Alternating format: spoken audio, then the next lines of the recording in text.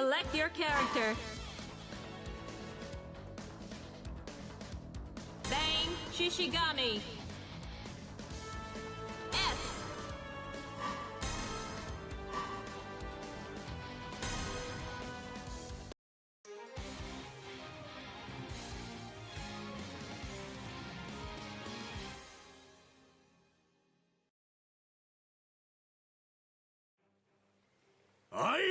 The Wheel of Fate is turning. Rebel 1. Action! Counter!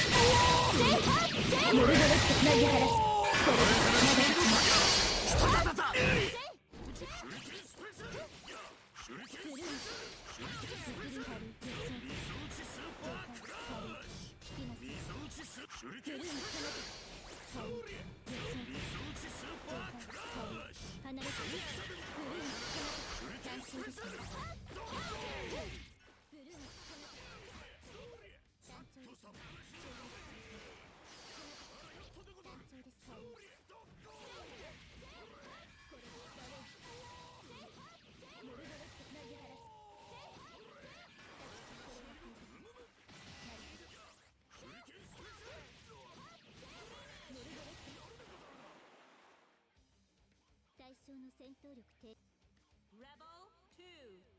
Action!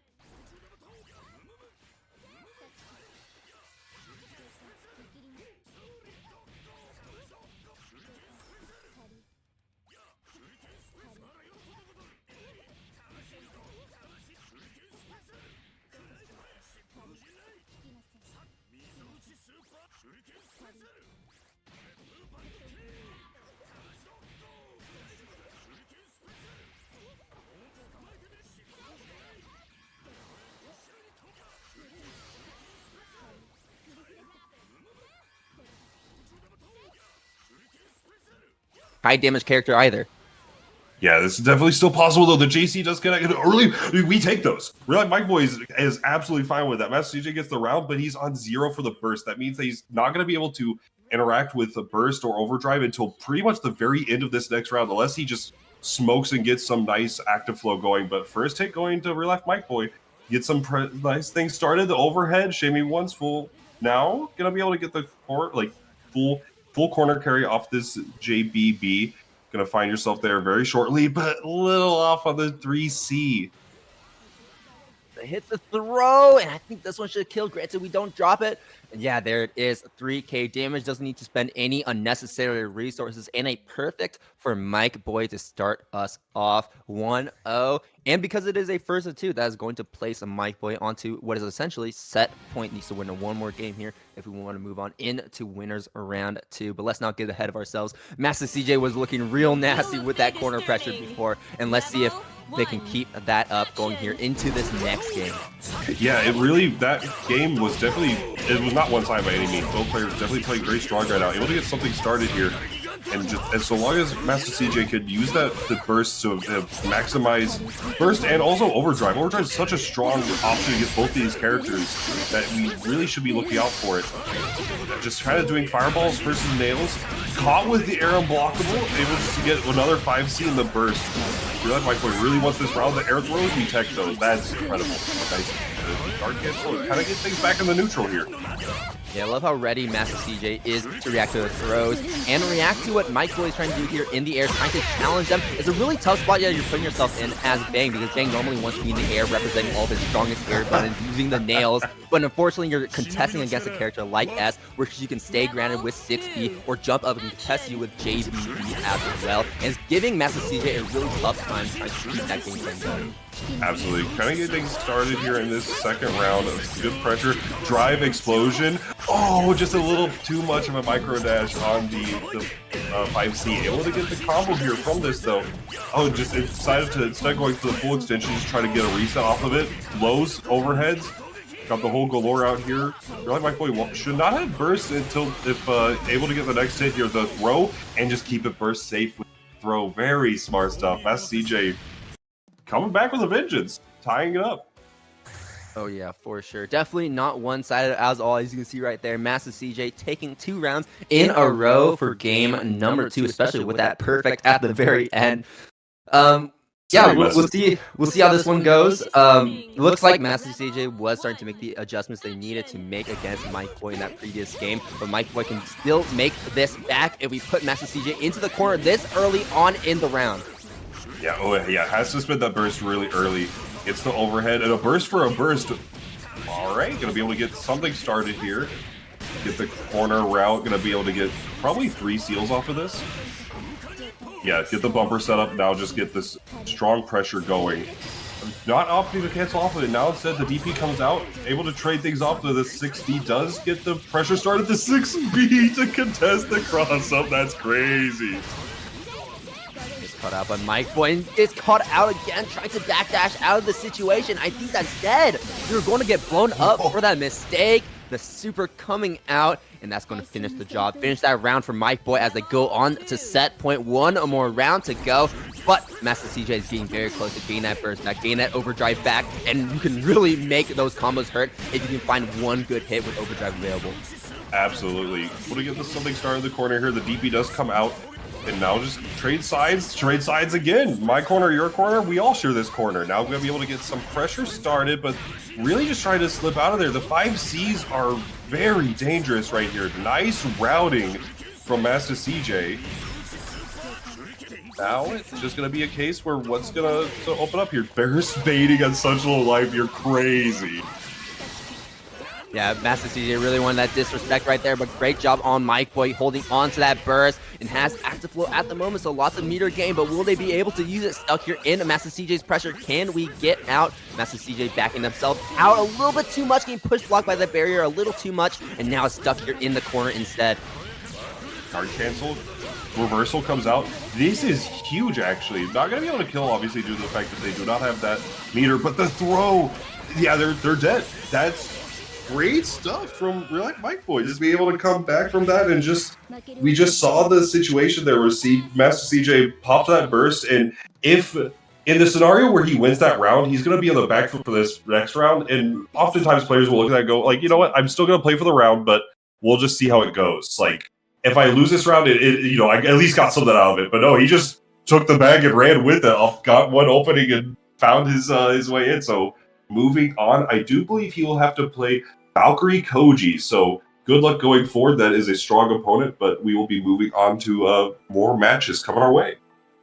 Yeah, that's going to be very interesting. Valkyrie Koji, Izanami, if you don't know, placed really well at Frosted Falcon, I think 9th place. Yeah. So definitely going to be a very, very hard battle to win in round 2, but that's kind of just how it is when it comes to tournaments like this. You know, it's a 60-man bracket. Player base is so concentrated in terms of skill, so even if you win your winners round 1, round 2 is going to be a killer, and that's exactly what's happening right now. I mean, we have players like Zen, Dawn, Rukasim99, Play Guy, Xtremesonic, Xcaliburbladez, all in the same pool right now, winners round 2. So definitely a lot of competition to keep us going for tonight. Yeah, especially there's tons of players coming out here, especially like mentioning Zen with this round 1 being Molotov. That is an insane round 1. I wish I could see that. Molotov is a very strong Taker player. Definitely plays with.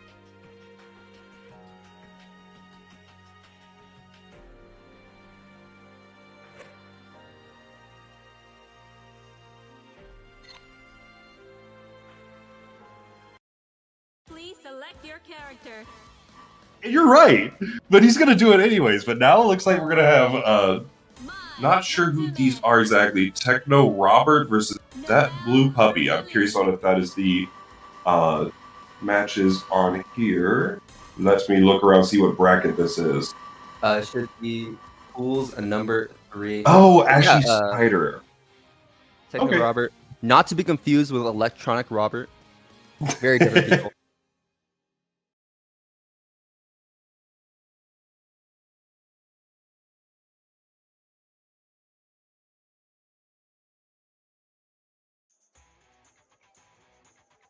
Noel in I don't know how many years. This character is has a lot of issues.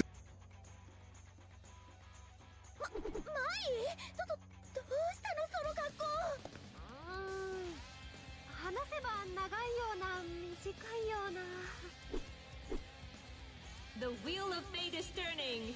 Rebel 1, action!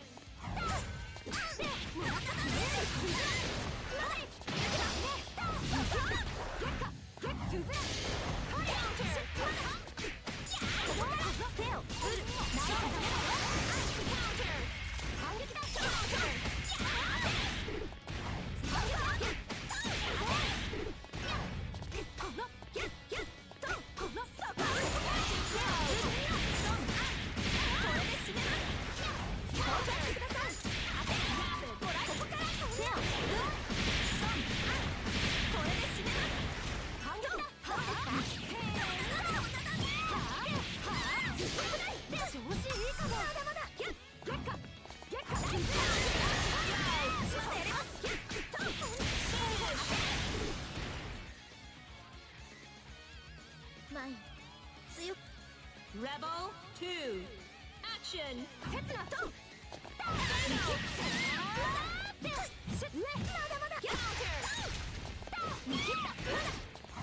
Robert is very aware they're going to be doing a lot of meaties with foot property moves or blows, if I believe right, but we're going to see already just controlling that space with that spear and getting the dive. This is some big damage. That's what I would say. Combo drops it at the end. Still has some meter on the table.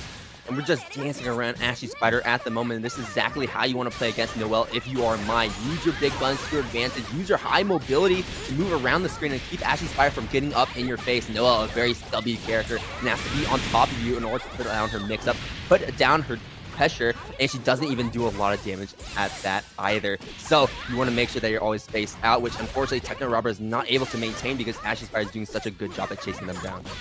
Absolutely. Oh, now we're going to see this is a burst round from Technorobery. We'll have it if case that this does kill, but unfortunately does drop the combo. Now both characters are very low life total. Just pops the overdrive. What's it with it here with an EA? That'll do it. What an insane EA from Ashyspider, but works out in their favor. Yeah, that is one way to take a game. That's for sure. If I had to choose one way to anti my dive, that is not my first on the list, but hey, Ashyspider up one game, that sends a message, honestly. A round winning option. You just guessed correctly. Absolutely.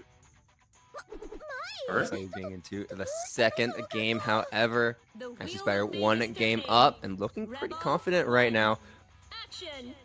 We'll see how this one goes. Immediately backing up, jump back barrier, one of the safest options in the game. But now that's going to put you at a space that you can't really... Oh, well, as I say that, right up on Technorobery's face. Very nice combo here from Ashyspider. Going to be able to get 3k off of it. Gets caught with the low. Able to confirm off of the 2A. Going to be the full combo here. And overdrive reversal is a very strong option, but with the overhead, it is pretty quick. We get caught here with a ton of damage. Should not kill despite it being active flow. But next it kills an EA for an EA, now both in active flow. And this is great for Technorobery. He's able to stall it out, but he gets shot in the head. Yeah, just raw super coming out. I love that Ashyspider's like, you know what? I have meter. I have resources. I'm just going to use it. And, oh, big counter hit on that, but unfortunately drops the combo and now gets caught with another bullet dance. Going to be able to get something started here. And it's that foot property that you're talking about too, right? That completely low crush, that option that Technorobery was trying to use to match out of that situation. Exactly, and oh, unfortunately got the tipper, but did not have the follow-ups to it. Yeah, you can do that stuff off of whiffs.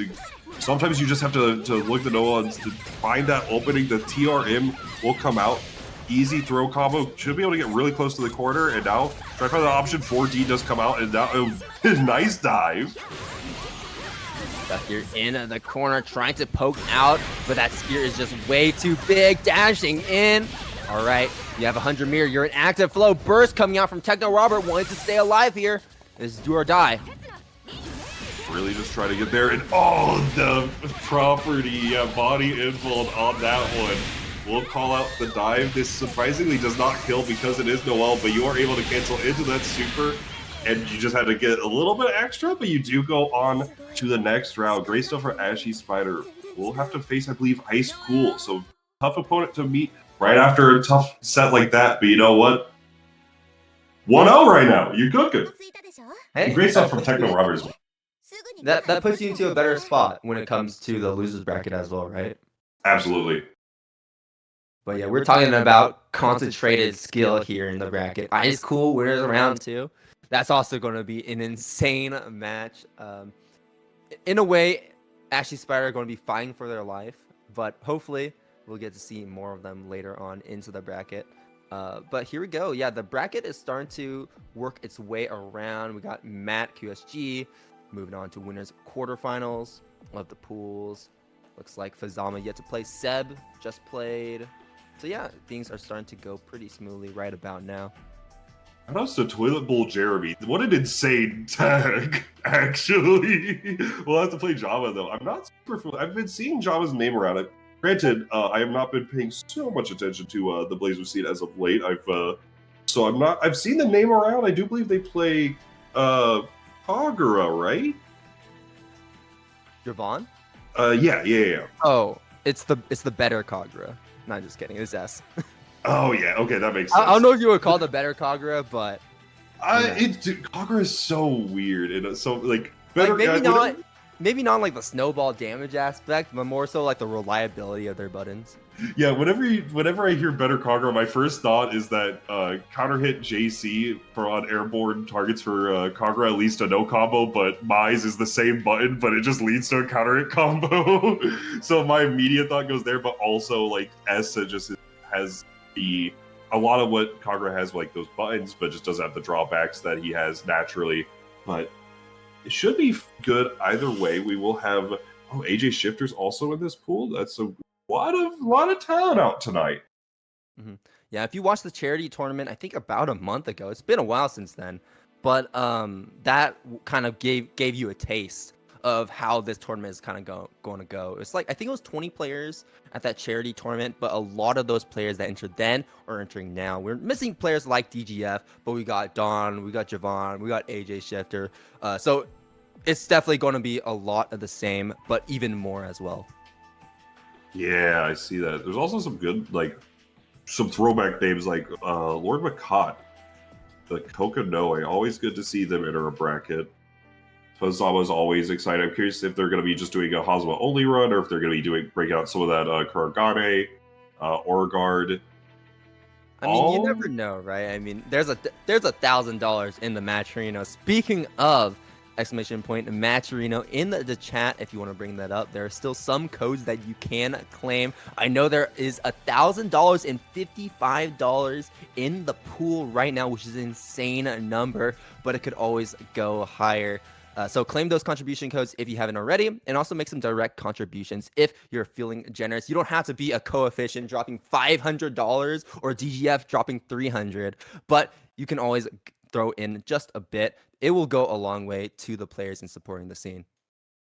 Absolutely. And also, while we're supporting the scene and thanking some of the folks that have done things for this event, shout outs to Samoki, if I do believe that's how you pronounce the name. I apologize if is not fantastic artist that have been doing a lot.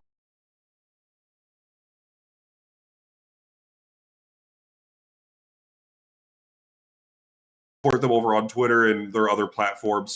They are not they're on break right now, but they do take commissions. So make sure to whenever they post that commission ready, just flood in there, get some commissions going. Speaking of commissions and good art, we do have Chitin Books, longtime sponsor of these sorts of events, with another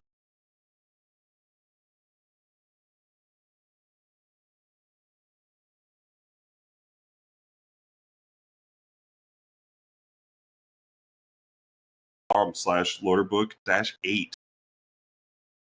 And I know that we have been talking about the bracket a bit on stream while we're waiting for our next match. But if you want to see how the bracket is going yourself, or see where your favorite players are placing at the moment, !bracket in the chat to bring that up, and so you can check out all 3 of these wonderful pools filled with wonderful players. And speaking of wonderful players, let's go! Set up, and this is a set that you're talking about: Zen versus a Molotov 3X, Tager versus Ragna. I'm excited. And I hope you are too, because Yo, I'm so excited. This is sick. I love Molotov. The way this, like, both of these players play with their heart on their sleeve, they are immaculate. They are messy guessies in a nutshell. And wait, hold on. Round start 5D? 5D versus Sledge, I think. Let's see it. Let's see it. Okay. Oh, no. Media DP. What were we talking about? Oh my goodness, the backdash I wake up gonna be get some little of that air stall. That is one of the things. This matchup is probably not in Taker's favor. You know, one of the few that have that pleasure. Wake up 2A. Will catch though. Yeah, that 5B does so much work against this character, man. The terror sledge.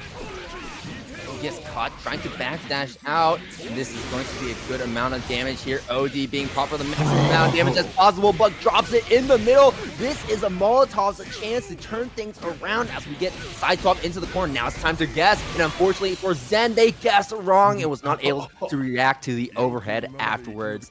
Molotov taking that first round, and what a comeback. This is what we're talking about when it comes to such a crazy matchup and such a crazy player matchup. And another round start DP, you know, it's just how Zen plays. Absolutely, yeah. That Zen definitely is gonna need to do something to get back in that mental, because you know, having the kill combo right there, just dropping the overdrive confirmed, very unfortunate. Drops the combo there, but hey, 5B once, shame on you. 5B again, shame on me. Gonna be able to get the pickup this time around. Should be the knockdown with the Nightmare Edge. Now, what is the OP situation? Just a raw overhead? Forget about it. Perfect for me. Not even a Ragna. Well, actually, probably a Ragna, but great stuff. Yeah, he probably lost a bit of health and regained it to make it a perfect, quote-unquote. Yeah, the Ragna perfect. There it is. Was able to probably capitalize, and the DP just coming out because why not? This is going to be Molotov's big opportunity here. 4K damage, drop down to the ground. What's it going to be? It's going to be a command grab. Taker Buster down to the ground, and look at Zen's life right now. It is just red, and we are bursting at the very last moment, but with a pixel of life, unfortunately, there's not a lot you can do. Molotov taking the first game 2 rounds in a row. Yeah, that is one of the very unique things about this matchup, is that the neutral is obviously going to be going towards the side of Ragna. That 5B, the JC, those 2 buttons alone are just going to put so many walls for this character. But when the times when Taker gets in, Ragna has such a low life total, and because all command throws are going to be unburstable, he's taking so much chunks from these situations where the moments that he can burst, he's like already, like you saw there, he's just on a touch of death anyways. But 6A anti-air has to burst early and give me a 360B who loops for days?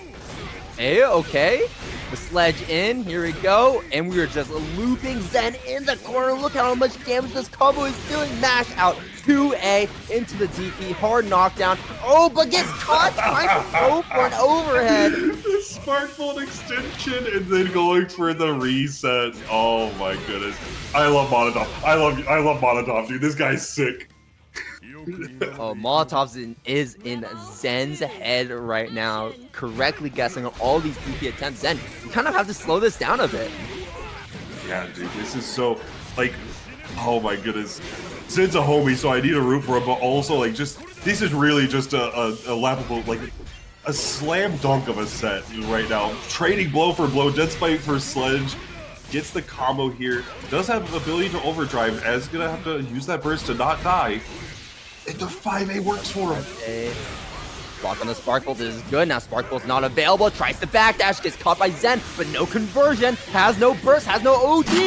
There it is. Hitting Molotov in the face. This is going to run down that OD gauge, but we'll have a bit of EA afterwards. No, not quite.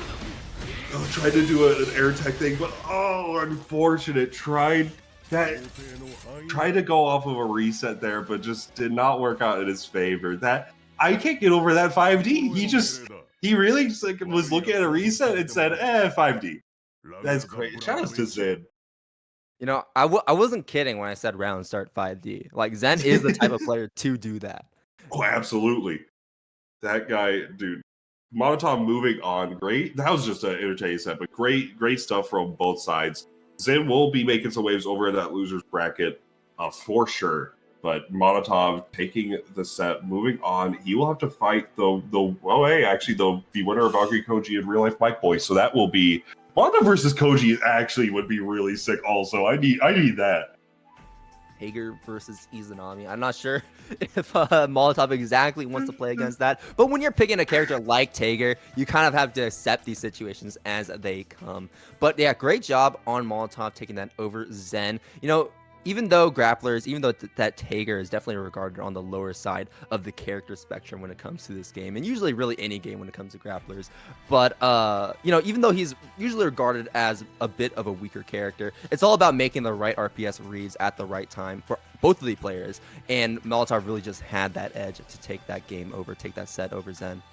Absolutely, and especially like with the way those two tend to play, like both of them do have very little regard for their own well-being, whatever in the game. They will run at you, they will press your buttons, they will look at a reset situation and press 5D. So you have, whenever you have that sort of play going on, it's really just a snowball effect. Whenever one player gets things started, they keep going and going and going, and it's really just who can get that momentum and just keep rolling with it. And we just saw right there, Molotov just grab the snowball and just started running down the hill, avalanche time with them. Yeah, great. Unfortunately, a playstyle like Zen's, you know, it kind of clashes with a grappler, right? Because grappler can make.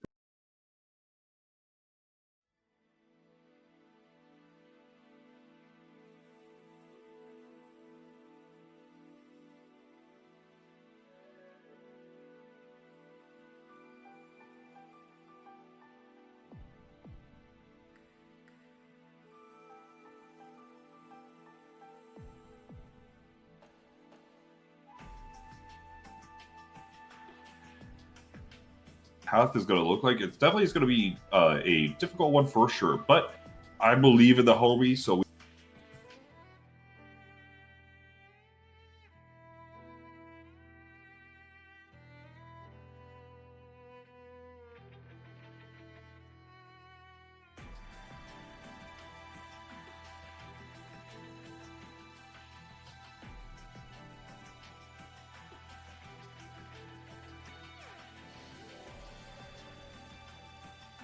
Hey, if you don't have a Twitter account, you can always use your YouTube, Google. You know, you got to have one of those, right? They have like a million things that you can link your account to. And I just went ahead and claimed that code because I can't be telling y'all to claim the codes if I don't claim them myself. I see Bojack in there as well. Last minute, but you know, better late than never. We got Technorobery also accepting it. Himiko, shout outs to you, getting that contribution codes going. And let's keep them rolling. We got 24 left, already over halfway to completion. And that's going to be adding just a bit more money to that pot to switch.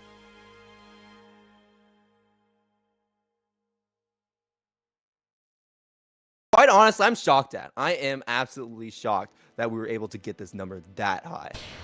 Yeah, I mean, that's just kind of shows the Blazer community always comes out swinging when it comes to these sorts of things. And once again, big shout outs to the homie Coefficient, dropping that fat 500 and DGF. Could not make it off of the bracket, but did manage to sweeten the pot a little for everybody else. He said, look, I can't compete tonight, but y'all fight and give me some entertainment to check out later today.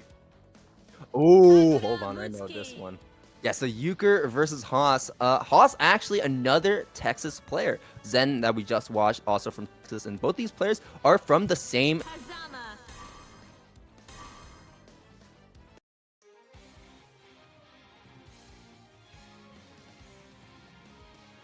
Good Hazama player. We got those 4,000 matches under the belt already. So we'll see how this one turns out. Haas has been slowly improving with the Kagura as of late, but Hazama definitely not a matchup you want to see this early on.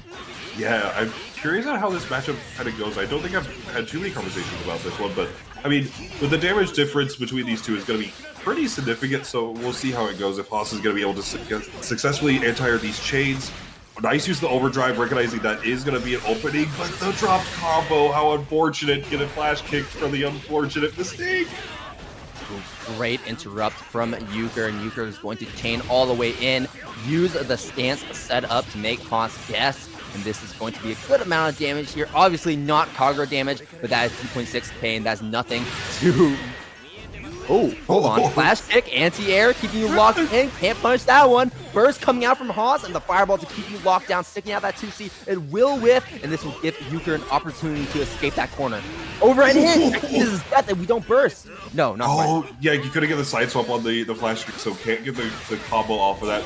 But like I said earlier with the JC, very good awareness. So that is showing. Oh no, not dead actually. I thought for a second that was gonna be a kill.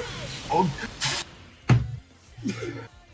Okay, you can't really use that as an air. Action.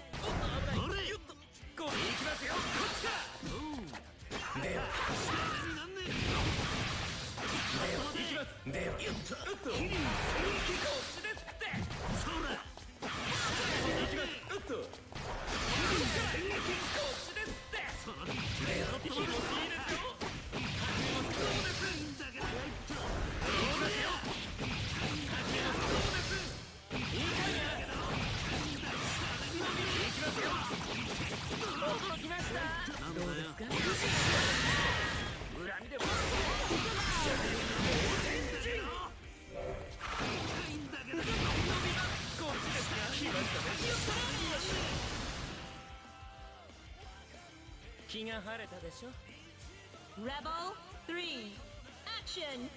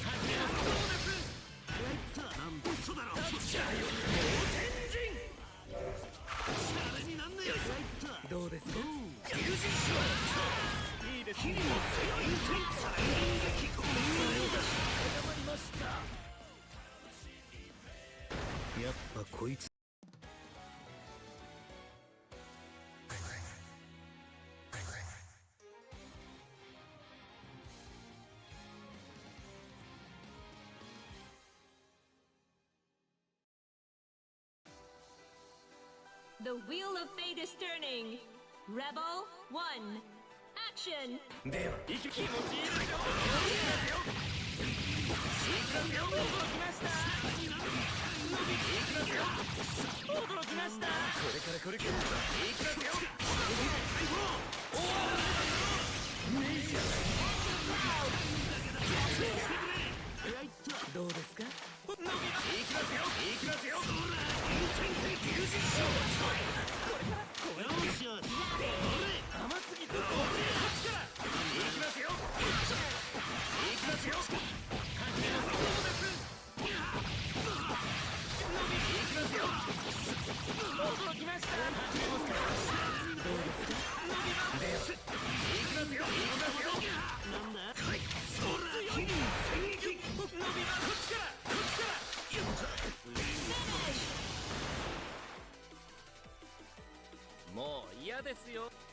Rebel 2, action.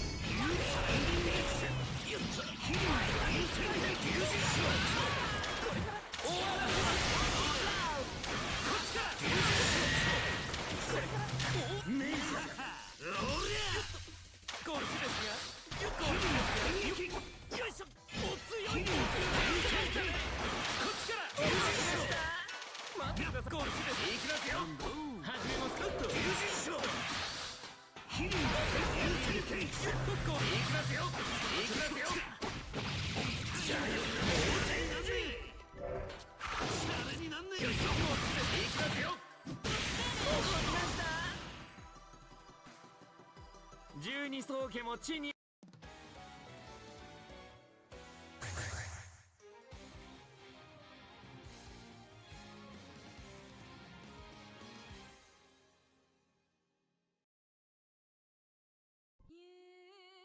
wheel of fate is turning.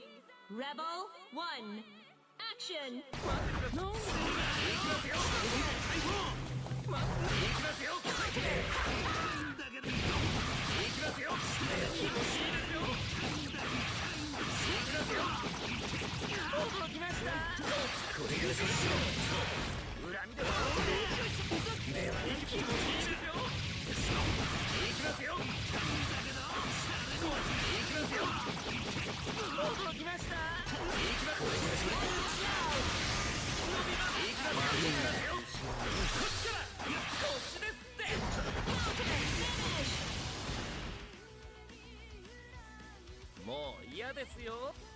Rebel 2.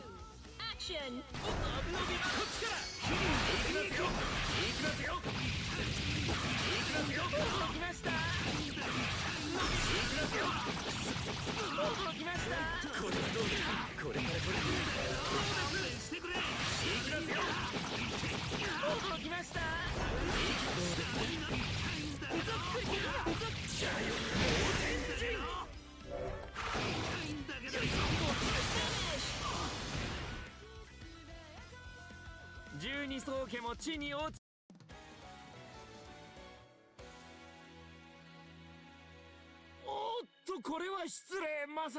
Is set to win 2-1 as we move on into winners quarterfinals to play against Killa Kobe. Great stuff for both of them. That's just one of those things where we just saw Euchre finding that comfort in that game plan and just being able to adapt on the fly and gonna be able to make those critical decisions that are gonna win him a set. So great stuff. We'll be needing that for Killa Kobe. It will be a much different matchup given their play patterns, but yeah, great stuff all around. Oh, I hear the other players getting to the room right now. We're going by this very quick. Okay, so this is going to be a set that we are talking about a little bit earlier. Jahvahn versus Toilet Bowl Jeremy. So we got 3 Texas players coming up in a row. Is this how it's going to be? Texas showdown all over again. It is. But just to give y'all a little bit of insight into Jahvahn, he's actually a local here with me. We're both from the Austin scene. Austin Aerosol, if you know about that tournament. One of the biggest Blaze Blue locals that is currently running basically everywhere, honestly. Like 20 players consistently coming out every single month for the game. And Jahvahn is one of those top players, not even just in Austin, but in Texas as a whole. Really, I would say the strongest player in the state outside of a player like MacoT who never enters tournaments. And Jahvahn will be rocking that S. I'm excited to see it. Let's go. Toilet Bowl Jeremy. I have no idea anything about this player, but that is a powerful tag, so I need to see the upset. I need Toilet Bowl Jeremy in the grand finals. Let's see. Kokonoe versus S. We've seen this a few times across tournaments. Not super common these days, just because Banana Kid moving over to that Street Fighter 6. Getting that grind going, but we'll see exactly how it's going to go. Both very strong mid-range characters with strong OP situations, but we're going to see exactly what sets the best apart with Jahvahn. Going to be able to get something started here. Nice pressure on the OP instant overhead, has to burst that. But now this is looking really bad because you spent your burst and Jahvahn still has such a huge health lead. Gotta guess on the instant overhead. Toilet Bowl Jeremy unfortunately guessing wrong. A lot of damage to do as well. That's what makes 5A so scary. It's crouching and you can easily just instant overhead off of it. If you're not guessing properly, then you're going to get opened up.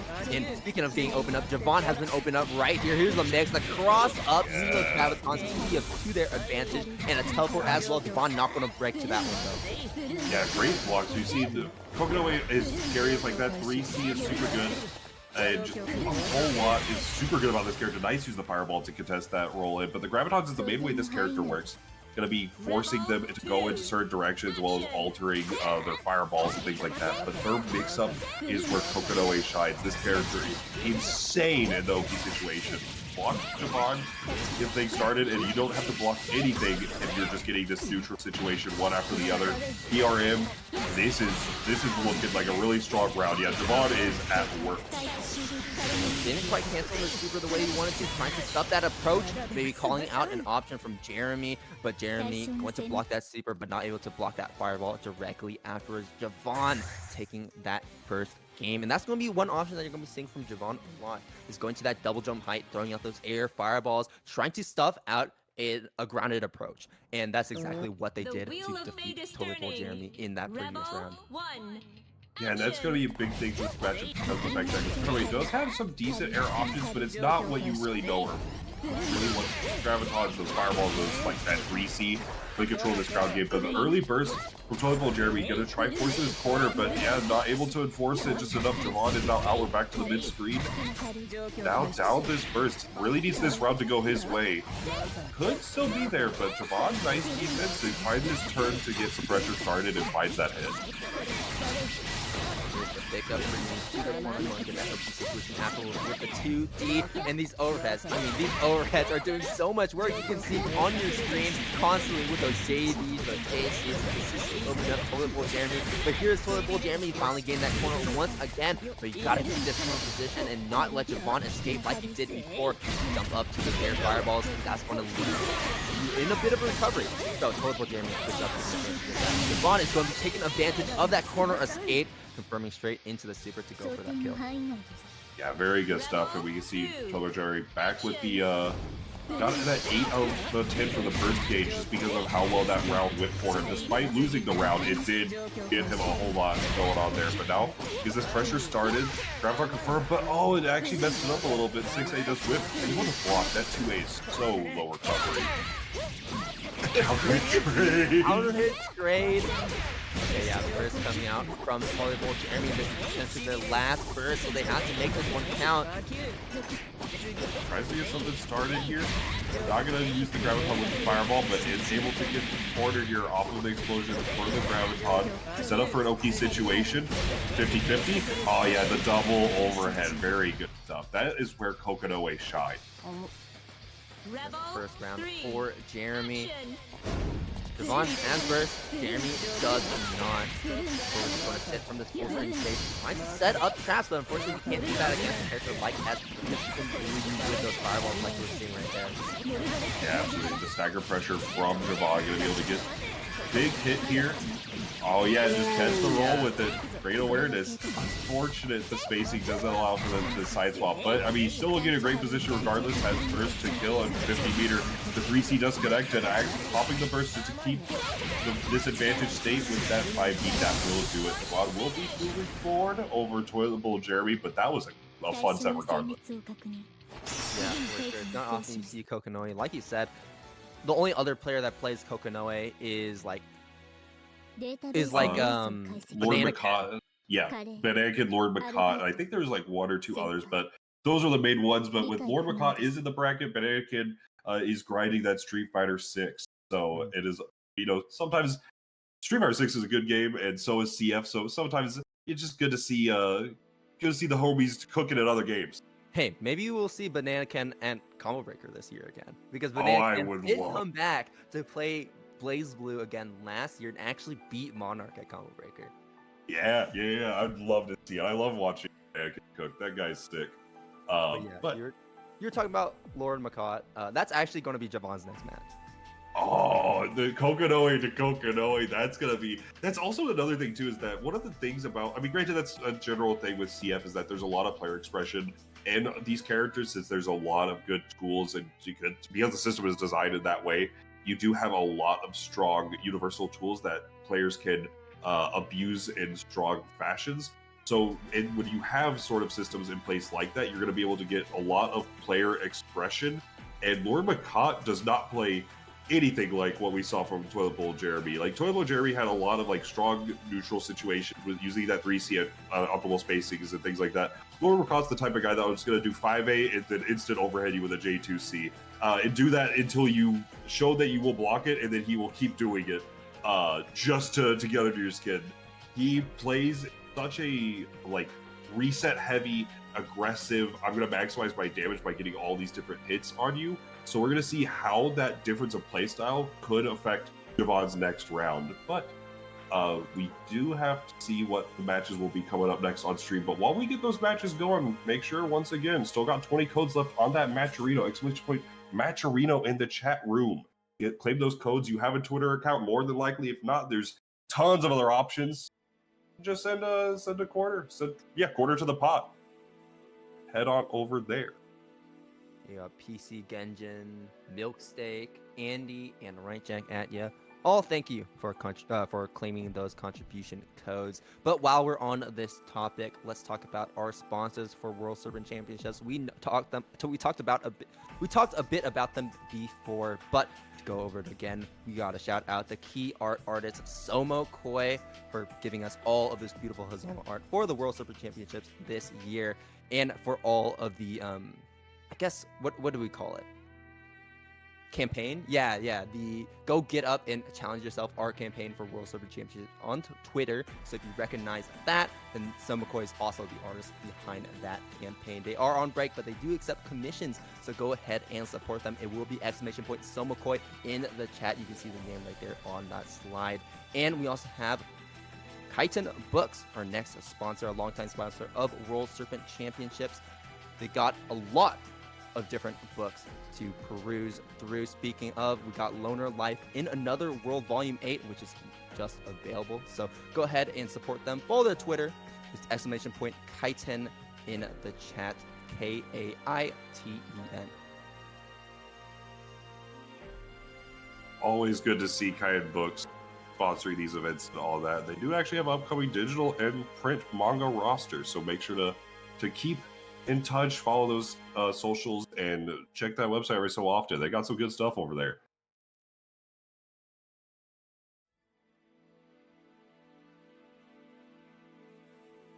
Okay, so we just got word of our next set: Xcaliburbladez versus Xtremesonic. Xtremesonic, kind of coming up in the Blaze Blue scene in terms of that skill. Also from Texas. We are just running through Texas. Can I just talk about how strong of a scene Texas is with Blaze Blue? They got like a million good players.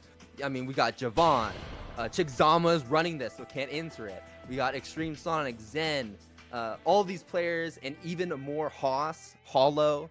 Me, I'm from Texas. I'm not good, but I'm from Texas. But yeah, Xtremesonic going to be representing that 9, and that's been coming up in terms of skill, and really just playing a lot against players like Jahvahn, against Chickzama when it comes to like the Texas Blaze Blue on a line weekly that Chickzama ran for a bit. And it's really cool to see that they are slowly getting better, and they are playing against a player that is going to be a very tough one. It's going to be a very tough one. We're talking about Xcaliburbladez here, a Carl player, and this is a player that can easily beat a player like Monarch when it comes to like Boston Blue Beat, when it comes to a tournament like what's the other one? I'm not entirely sure. Tip of my tongue. It's the one Serpent runs. Calamity Crusade. There we go. There Calamity we go. Crusade. Yeah. I think Wazi in the past, but yeah, Xcaliburbladez, extremely strong Carl. So we'll see exactly how this one turns out. Yeah, I'm not super familiar with the Xtremesonic, but you did let us know about them. But Xcaliburbladez is one of my guys. I don't know when he started, but he is pre-rollback. This guy has been cooking for a long time and has definitely made some waves since rollback has been introduced to the game, and still keeping up with it. Love to see him cooking. Carl is one of those characters you either hate him or you love him, and I'm one of the ones that love to watch him. So we're going to see exactly how that's going to go down. It is... who does Xtremesonic play again? 9. Oh, yeah, this is going to be an interesting matchup for sure, actually. 9 versus Carl, historically, I want to say has been Carl favored, but it's not an easy matchup on either end. Playing around 9's disjointed normals and just ability to check Ada in a whole lot of different ranges, especially like with 5B and so on, really can kind of pose some issues. But in the same vein, because 9's defensive options generally revolve around having one stock of spell in order to get her DP available, or overdrive, it does mean that Carl can kind of cook whenever he gets something started against her. Mm-hmm. We'll see exactly how that plays out. It could easily play out different depending on how it turns out. Absolutely, we're going to see how it's gonna go here. This winner of this will be moving on to the winner's side of top 24. Let's see who's going to that top 24. Round 1, let's get it. Immediately backing up, respecting Carl. And now you're stuck in the sandwich pressure. Here we go. Time to guess. Time to eat all these 5 A's and 2 A's back and forth, scared of that frame trap that could potentially happen. Yeah, absolutely. Just showing off that strength of once you get that sandwich situation going, you just have to deal with all those pressure.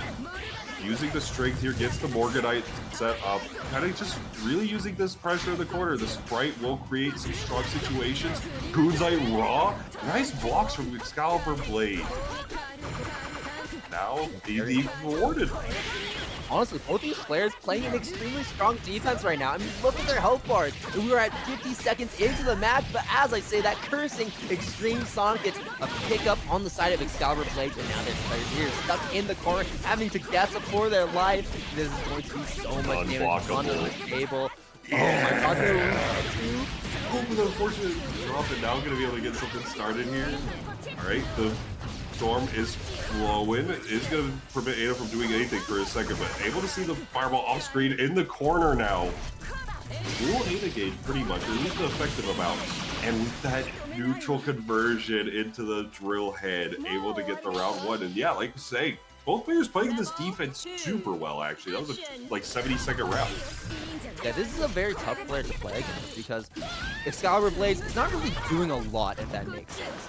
Like, they're just kind of sitting there, playing very patient, playing very reactive, knows what their tools are, not overextending, and because of that, you're kind of just stuck here, unfortunately not able to open up the other player. You're kind of like in a deer in headlights, hanging yourself because you're constantly trying to open them up and they're just not breaking. And then they wait until you overextend. The one time you overextend, and then that's where they get out and hit you with that combo and put themselves into a snowball situation of their own. Exactly, and now Berserker Slash is going to catch it, caught with a button, and now this is going to set up for a corner situation. That was an insane mix-up attempt, actually. And the fantastic, the Grover cross-up. Trying to get something started, the block is going to, because of that two-piece interaction, is going to be plus that situation. Now, both players, either of them could die at any second. Check Ada, just get rid of that life bar just a little bit. Up, the Bomberman coming out, the God Fist cracking Xcaliburbladez overhead.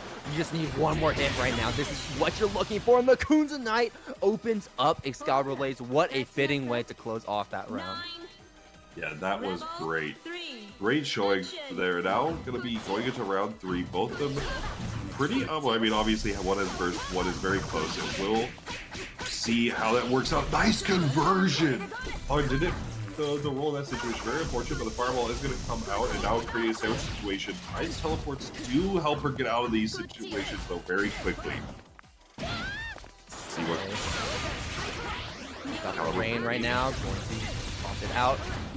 Xtremesonic really favors that one spell because they like their lockdown while they run their offense. One of the hits, Xcaliburbladez not going to be able to get a full conversion there. It's one thing Xcaliburbladez is going to get a combo instead. Yeah, now finding this opening situation. Berserker Slash, double overhead was the mix-up, and now Ada's gonna get started one more. Trying to bait him into using that guard cancel, and finally gets it!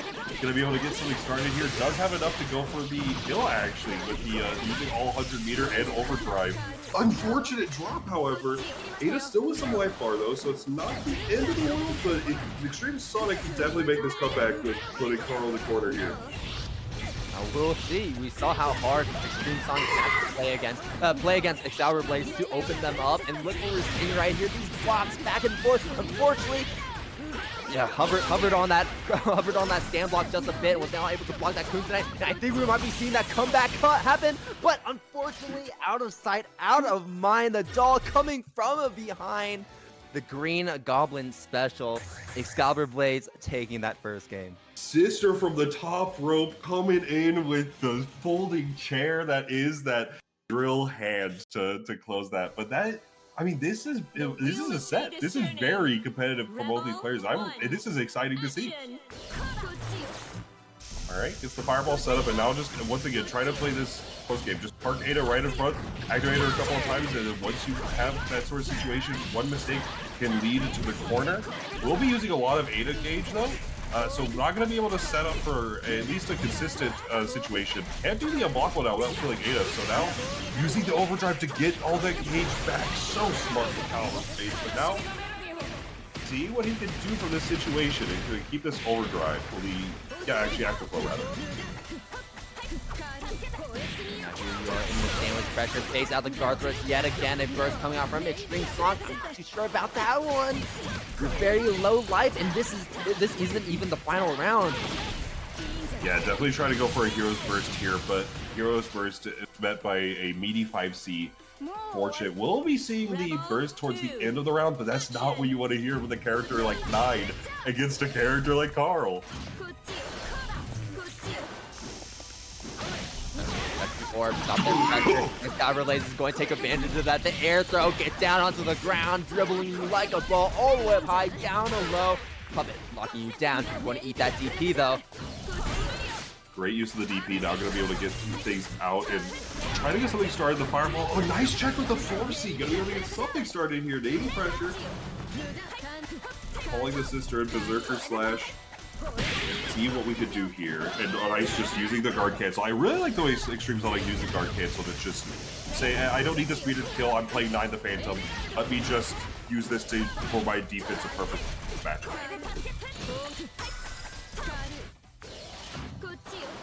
Honestly, just great blocks from both of these players. These rounds are going by so slowly. Yeah, I mean, this is just a war attrition. Both once one side gets the opening, the other one just finds it there. Nice use of the fireball. You'll be able to get the situation in overhead. Overdrive does come out. Able to JRC to get the confirm, but now, oh no, that had to be like a misinput on a wake up EA or something of the likes. But unfortunate ending for Xtremesonic. We'll be going to the loser side though. But moving on, Xcaliburbladez in our winner side top 24. That's a set. That was a great set, actually.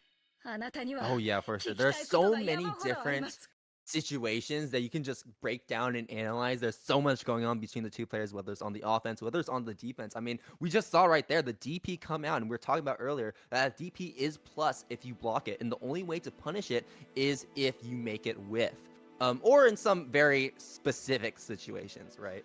Yeah, and that was a very specific situation where that orb was coming in from behind. So even though they blocked the DP, the orb came in to check Xtremesonic and basically delete the plus frames they had and give Xcaliburbladez the advantage instead. And Xtremesonic, I don't think, was ready for that situation because they tried to press and unfortunately got blown up for it.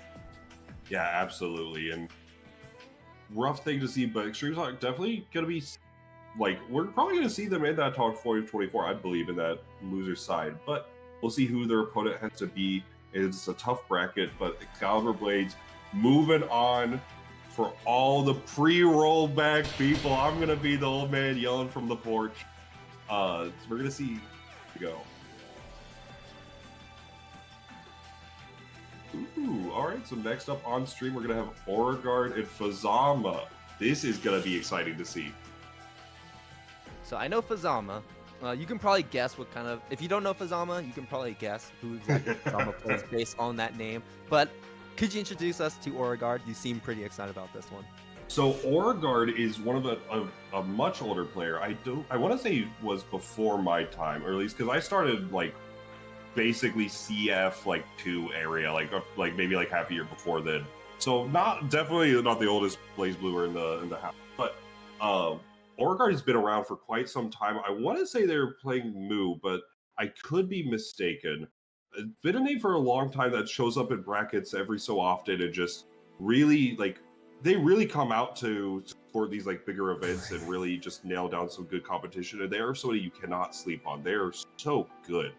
We're going to see exactly how it's going to work out. It started the pandemic 2020. Oh, wait, I might be mistaking...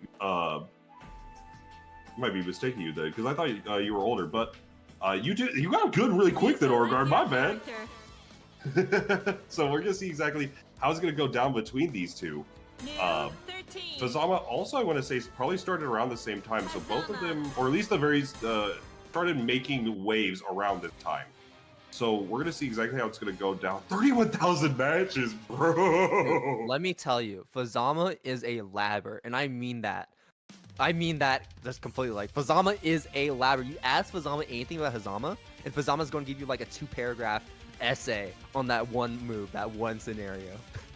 Oh, regards to Ohio. Okay, that makes sense. That actually makes a lot of sense.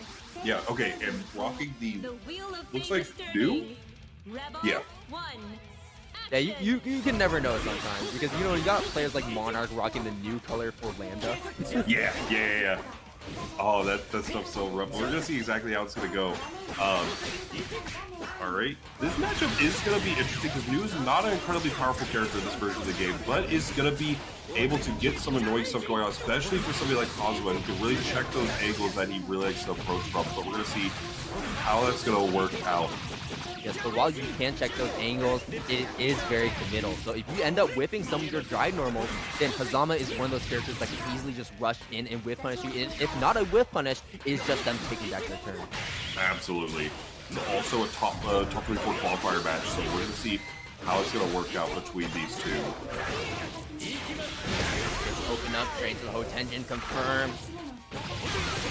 Solid combo here. Oh, I love it. Well, I'm not sure if I love it, but I like the idea behind it. Using that as burst on the right, on the side that Fuzzama decided to go for that cross up with that combo and keeping them locked down in that corner. But unfortunately, he had so little health to work with that just that one combo from Fuzzama was able to close that out. And going into this next round without any burst on the table. Nice trip guard from Orgar. Gonna be able to get something started here in the corner now. Gets the setup here for the projectile. Get things started. Get some good pressure. Gravity Seed. Try to check them, but yeah, the Gravity Seed is a very good option to keep Kokonoe locked down. But Shades do interact with it in a unique way, so gonna be able to get something started here. And now the 5D staggers back and forth. Throwing barrier blocks, pushing Hazama further and further away. Ooh, okay, the cross up coming down. Alright, get some situation going here. Unfortunate. Just trying to get things started here. Oh, nice use of the 2A, recognizing that they had to commit at that point and weren't going to be able to do too much there. Using the crush trigger to get the exact amount of damage that they needed to close out this game. Because I was sick with it. Oh yeah. Let me tell you too. I was like commentating Frosty Fausting's top 48 and pools, and nobody EXE. He was just sitting next to me, and he was like, "Man, Fuzzama is doing combos I had never seen before." He just keeps saying that, and I'm like, "You're right. Fuzzama is doing these super cool combos with this character." Yeah, Fuzzama is like finds that optimization of this character and just absolutely does it to maximum efficiency. Consistently showing off these new routes or like doing things that are executionally, like sometimes they're very difficult, but other times, like I mean, like just right there, just being able to convert that into a nice 2K and get your roll knockdown is something that a lot of players aren't going to be ready for. But Fuzzama is just so many steps ahead. Like getting that confirmed there, using the micro dash 5C to get this confirmed, but the unfortunate back dash is going to cause a drop. The arrow rope does whip, but now we're going to see exactly what's going to work out. In this scenario, gonna be getting the counter hit and knocked out in the corner. So tough. Hazama is just constantly fooling Beauregard, just constantly in Beauregard's face. And in that situation, you know, like New is that zoner. Can't really contest you when you're right up in their face like that. Lots of dead zones on the normals, not the best frame advantage or the frame recovery. So yeah, just doing a great job at just setting the pace for this round. Absolutely, and now blocking these drives, but yeah, that is the issue is that once, whatever you have to do, once she sets up that like seed to plant the homing projectile, it is your opening, and with Hazama's great movement, it gets to these sorts of situations. It doesn't allow for him to get a turn back, but able to get all this combo into some more pressure. The JA's connecting them. Sick with it, dude. Oh, try to go for the full screen super, but Beauregard jumping right over this is Beauregard's huge opportunity. Doesn't have burst, doesn't have OD, but has some meter on hand. Low life, but has a dream, wants to win this right here. Gravity Seed out, keeping Hazama locked down. Catches Fuzzama, trying to escape in the air. Puts on the Gates of Babylon to just get a mix up here. Does go for the empty low. Is going to get a whole chunk of damage here. See what the OP looks like.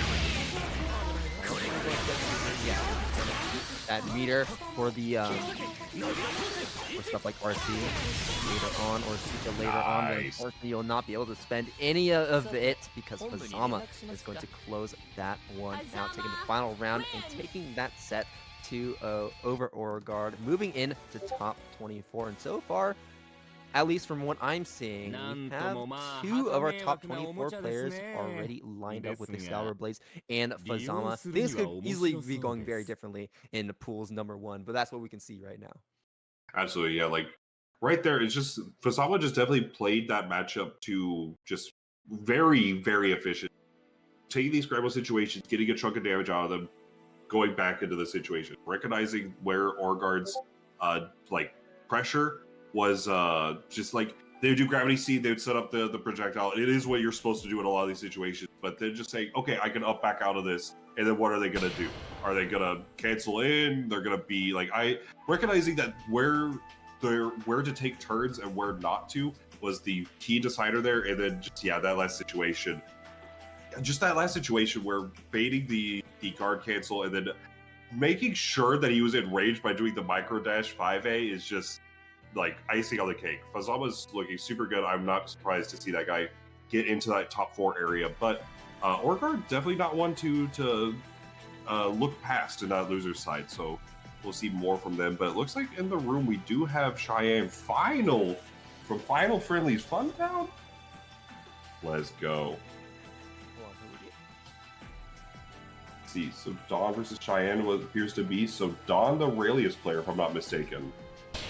Oh, okay. Yeah. Dawn is the Relius player.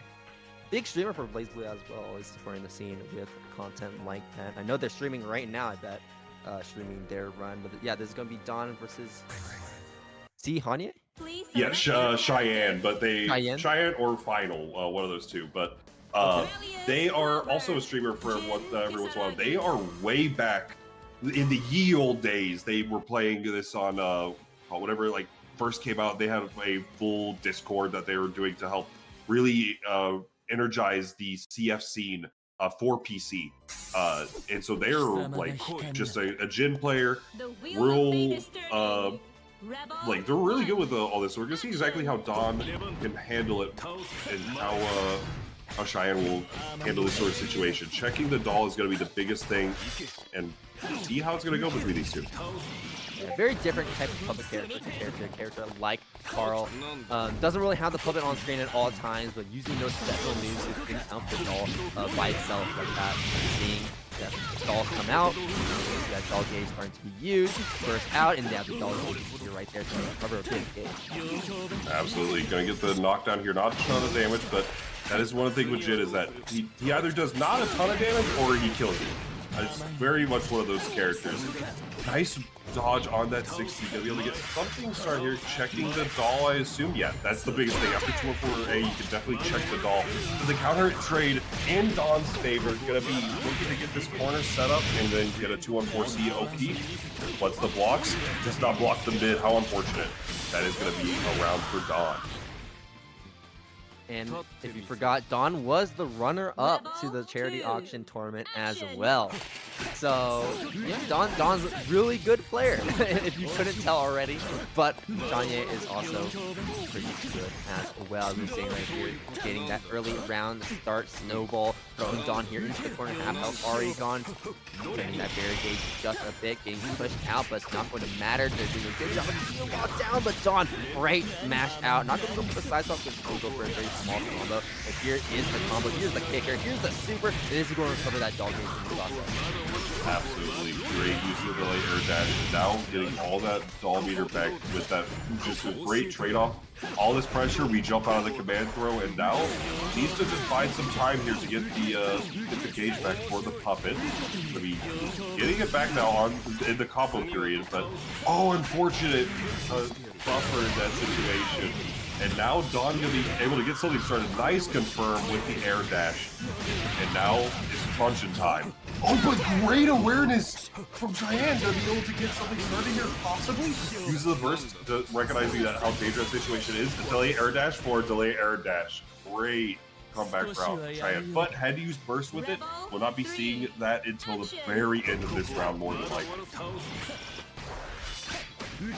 All out. Ooh, gets caught on the other side. Okay. Dude, if nobody's got me, Gen 2A's got me. And Gen 5B as well. Gonna be able to get the full CGC corner route here. First coming out from Dawn. Wants to help Dawn, but the doll coming from behind. Yeah, great awareness, and the player have it there. Caught with the chicken block. Is gonna use, as we mentioned before, that super is gonna be able to launch the solo route and get all the meter back for the doll. Has to hold this knockdown situation yet again. Now we're just taking turns right now. The pressure's going to end. It's going to end right there when I want it to. Cheyenne is out of the corner.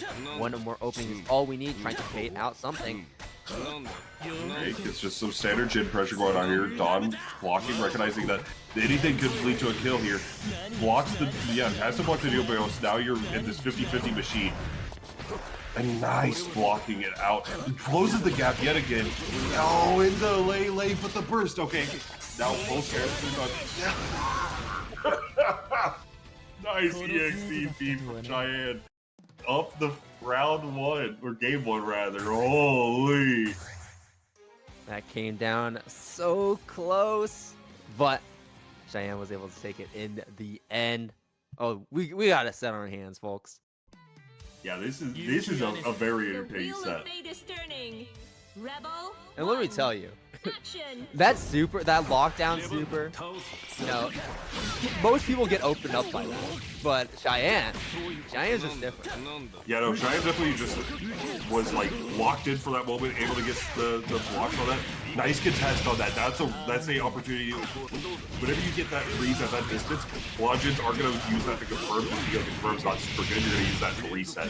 Dawn recognizing that, going for the reset, able to get all this started out. Nice blocks to the delay air dash, but got caught with the chicken block. Knows they can't really contest against Jin without the puppet. Yeah. Very difficult, and now, yeah, just gets the hit and just confirms into this blocks. Okay, yeah, just using DPRC there to get something going there. And now, checks the doll yet again. Oh, but this is, yeah, you just gotta escort it to him, but honestly, very good for Cheyenne. Smart. Just backdashing, and even if you get hit, you can just air tech over that doll and ignore that super completely. Yeah, like, Dawn is a very strong player, but we're seeing right now where Cheyenne has a lot of these things that are, like, really old Relius, like anti-Relius, that is just showing that, like some holes, and then Cheyenne doing that technique, recognizing that, hey, I'm going to catch him here and there, and it's really showing right now. He's on set point, but right now, Dawn is looking good for this round. Air dashes. Oh, and there's the crush trigger coming out, getting that unblockable. Yeah, oh, empty jump low. Opposite, keep this all first safe, and using the overdrive here. Won't be able to kill off the situation. Yukikaze, and it connects regardless. The active frames are so long. Yeah, tried to avoid that one, but unfortunately there's not much. It was just an inevitable doom coming in. But he had so much health to work with, I don't think Dawn really worried about getting hit by that in the end. We are even up here, round to round. Game number 2. We're once again backing up because they know that solo Relius cannot challenge Jin in neutral without the doll. Absolutely. And now able to get the connect here. Check the rolls. It's not going to be a whole lot of damage, but it is a throw. Now has the burst available, pops it immediately once to get something started. Stuck in the corner here. And with Jin's strong neutral present, it is going to be a little annoying. Using the doll, get something in, delay air dash. All blocks from Cheyenne. All blocks from Cheyenne. The PA comes out. It's so hard to punish, but it kills the doll here. Wait a bit of time for that doll to come back. Here's the super solo Relius combo coming in. Just want to wait for a little more time so that doll can come back. And there's the doll gauge back at max. Dive kick all the way down, cracking Cheyenne up high. All the way up high, down low. Has some meter on the table, and Cheyenne is going to spend it. Super. Oh, drops the combo. Yeah, trying to go for a reset of some sorts there. Blocks the burst. but isn't able to kill. But with that 2D, it will work out. Very rough stuff towards the end there, but both sides slugging it out, and now it's evening up the set. We got ourselves a set. We got ourselves a set indeed. Game number 3. Who is going to take it? CHanye looked really, really good in game number 1. And still looked really good in game number 2, but Dawn is starting to make some adjustments over CHanye. And immediately, the air button challenge is going to take that situation for Dawn, bringing CHanye into the corner. Absolutely. Now, getting the air dash route, getting this funky situation back on again. Nice block. Oh, a little bit out of range for the 6A. Able to contest, but now the doll is dead. Has 50 meter if he finds that he hit. Gonna be able to get the doll back. But looks like getting the doll back on Cheyenne's turn here. Nice blocks on the empty low. CHanye on lockdown. CHanye trying their best to get out of this situation. Great job, great reactions from Dawn to keep CHanye locked in the entire time, and once they found that one good hit, OD coming out, locking out that burst, and I don't think CHanye wants to be spending that burst right about now. Even though they avoided that super, still gotta worry about solo Relius on your knockdown. Is going to be high or low. The high it will be. Opening up CHanye, and now Dawn is on set point. Absolutely. Now, trying to get something started here for Cheyenne's side. Going to be dealing with the neutral situation. Nice counter hit confirmed. You get all of this? That's crazy. All right, and now just going to be able to check the roll. And unfortunately, not, but also still gets the hit. And now, delay the third option, but we lay through it. All right, burst just to keep this corner position. He gets solid from Dawn. Like getting caught with the chicken block several times now with the 2D, unfortunately. It's costing Cheyenne a whole lot of tempo in this match, and now really tough situation for them to be in. And yeah, speak of the devil, and it will rear its head again with the chicken block on the 2D. Was the nail in the coffin. We'll be sending Cheyenne down to losers. Dawn will be moving on in our top 24. That was great. Yeah, for sure. We're starting to really fill out this top 24 winners side right about now. Looks like Pools number 1 is going through all of the matches as well. We got Serpent moving into top 24. We got ShoWiCha moving into top 24. Who else do we have? Yeah, ShoWiCha versus A-Draw, that's crazy. Yeah, I think we're just going to stream most, if not all, of these top 24 qualifiers. Actually, it looks like we're just going to be streaming two per pool. Well, we'll see how that one turns out, but we're gonna be streaming a lot of matches because we have 2 pools of streams, which is really nice. You know, when you only have 1 pool stream, you don't really get as much of the bracket as you'd like. So we're just getting a really good spread, getting as many players in the mix as possible, and getting as much Blaze Blue footage to really go all around. And we're just gonna have a lot more as well, because not only do we have this North American tournament right now, we also have South America on the 18th, and we also have Latam on the 19th, Latin America. So we're coming to the end of World Serpent Championships, which is a bit bittersweet in a way. Yeah, I mean, these bracket that Chickzama and everybody else that the staff kind of produces are always so long in terms of like that window. It's just a prime time for Blaze Blue. Like you mentioned an auction turning like almost a month ago, and it's like that. It's Blaze Blue every weekend. It's Blaze Blue every few days and so on. It's so nice to see every once in a while. But if you are a fan, make sure to support everybody that's working on this. Whether it be Susanoo for the art section, Chickzama for TOing all this stuff, or everybody all around, make sure to support them. And if you want to support our players, you can hit that exclamation point Matcherino, get those 14 codes left. I know y'all got Twitters. I see what you liking. Make sure just go over there. You got 25 cents into the pool. Help everybody out just a ton. It's like 3 clicks of a button. It ain't nothing to it. What are they liking, Bojack? If I said what they were liking, I would be banned for 6 months. We get the stream taken down. World Serpent Championships is over.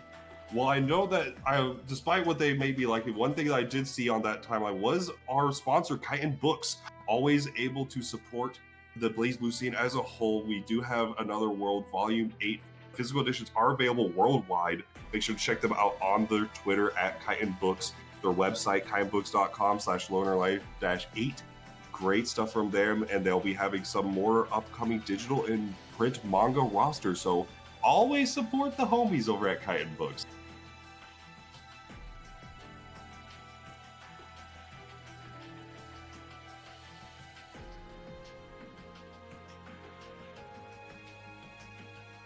So it looks, it looks like Monarch and Gyaradex did fight a little too early and played either on a different stream or off stream. Regardless, Monarch did win that set 2-0, so shoutouts to the homie. Always cooking these CF pools, but we're going to see he's probably going to have to fight who in top 24? Maybe Serpent? We're going to click on that top 24. Yeah, let's get to this top 24. Let's reload the page. Let's see how it's shaping up. Yes, and Monarch, winner of A, it's going to be either Realifemicboy or Pool 3 winners. Hold on.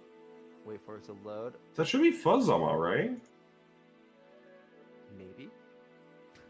It doesn't really specify. Yeah. The bracket has been updated. Yeah, that is Fuzzama. So it will be Realifemicboy versus Fuzzama. Winner of that has to play Monarch. That's a tough round. Haunted Serpent playing against the winner of 3, which should be mix up which pools are which. Oh, Icecool. Icecool or Jahvahn. Oh, Jahvahn versus LordMacoT will be up on the Chickzama stream as well. There's that's on our stream. Let's go. All right, we're good. Let's go. We talked about it before with LordMacoT, the Kokonoe player, and Jahvahn from Texas. We're gonna see that right now.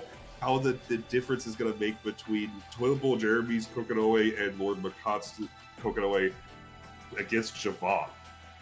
We're hogging all the Jahvahn matches. I know you're gonna like it. To our side of the table. Get all the Texas. This is my opportunity to trash talk him. I gassed him up a bit. I said he was pretty good. Oh yeah, don't let him hear you say that. Now let's start a complaint about him. He's probably watching the stream right now. I know he was tuning in before. It's always good to see some good old Blaze Blue, so they'll be coming up to bat here shortly. Exciting to see. It should be the S versus the Kokonoe, but Jahvahn also has some other pockets on the table. If Jahvahn decides to go for them, I doubt Jahvahn will, because normally, like, his S is his strongest character, and he really only deviates when it comes to a certain matchup. And when we saw, like, with the Kokonoe, he's not really going to switch. He's just going to stay on that S, unless something really, really bad happens. But this is winner side, so I doubt he will. But he does have a new 13 in the pocket. And also, he has some other characters in the pocket as well, though not quite on the level of New 13 being his secondary. Those pockets being Platinum and Jubei. I know they pulled them out before, especially at Texas Showdown. And unfortunately, they didn't go quite too well. They didn't go too well. So I doubt they will pop out. I don't think they're tournament ready just yet. Yeah, if I'm Jahvahn here, I'm probably just sticking with the S, because of those, like, 4 characters you mentioned, S definitely has the best matchup versus the the Kokonoe. Being able to control that space, having that, like, really contesting that sort of areas with diagonal fireballs, as well as just 6B is such a good bind. So exciting to see how they're gonna play, and I have not seen LordMacoT play in quite a while, so this is gonna be a nice treat to see for sure, and especially for the stream as well. Now while we wait for LordMacoT to jump in, Jahvahn's already ready. Get me in already. Get me in. He is ready to go, and just make sure in the meantime, once again, I'm just going to hit that XOH Maturito, that chat room. It's 3 button clicks. 14 codes left. Let's get those done before this top 24 starts. That would be sick. 14 codes left. Go shoot it in Discord. Shoot it to your friends. Tell them to claim some codes. Get it down to 0.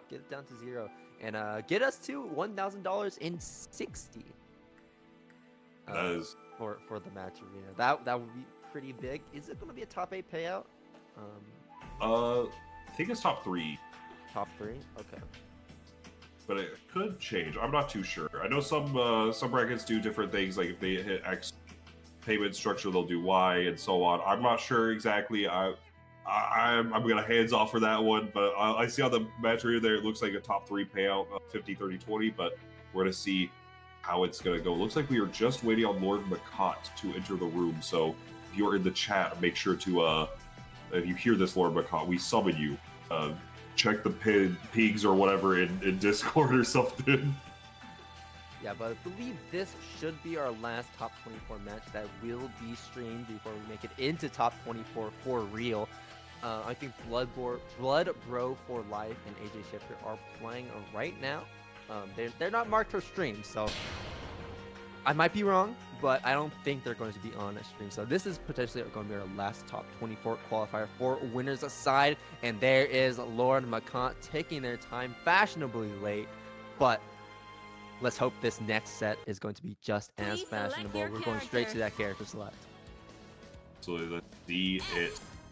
LordMacoT versus Jahvahn. This will be. I'm excited. I have not watched. Like, I've watched a handful of CF here and there, but most of the CF I've watched has not had LordMacoT it. So this is gonna be like just a nice like throwback to where it was like. It was LordMacoT, it was Banana Kid, you got Monarch, you got like all like you got like 4 or 5 of these players that were entering every CF like that play event post rollback, and we're just crushing it. So I'm excited to see LordMacoT coming back out here again. He could have been entering some other ones. I've been a little busy as of late, so we're gonna see. I was gonna know, and Must Die is on the Ox. It's not a Blaze Blue tournament without Must Die at least once. At least once. Ooh, let's see it. Locking into the Coliseum. The Wheel of Fate is turning. Rebel 1 action. What's the round start going to be? Immediately backing up on the side of Jahvahn, and LordMacoT instead going to be pushing that advantage, pushing that offense early on. Yeah, LordMacoT is definitely a very aggressive player. Like you can see right here, like they just pop off. They don't care how many gravitons they're using. They overdrive to get more gravitons to do this sort of thing. They're very aggressive. So we're gonna see how that's gonna differ. We saw before with Total Jeremy earlier on the stream. Much more passive player, much more. Ooh, the air dash throw, a classic. Now we're gonna be able to set up for an okay situation. The DP from Ez reaching the top ropes. Coming down, barrier blocking all this, blocks all of that, all these overheads and low profiles. The final JC. Blocking that in the air. That's going to give LordMacoT the advantage. JC falling down, not able to get too much from that counter hit. And we're just trading hits back and forth. Not a lot of big damage combos, just a lot of small packet damage. And Jahvahn is going to be the one leading that charge. Yeah, able to set down the fireball here. Nice blocks from Jahvahn. Good tech as well. Just, yeah, like we mentioned, it's all these straight hits that are working out, but now we're going to be able to get a full hit here. The fireball super is going to lead to a full combo here. And that is not going to kill, just barely off. Trying to go for an air throw as well to get a cheeky reset. The burst, you're insane. Oh, and he tried to set the graviton all the way up high. Actually, I think that's the fireball, right? Yeah, it was graviton and then fireball. Yeah, graviton to fireball, and Jahvahn was like, okay, no, you're not going to be doing that from full screen like that. I'm going to check the Moonlight Fireball, fireball. And now LordMacoT is going to respect Jahvahn a little bit more, trying to force these scramble situations.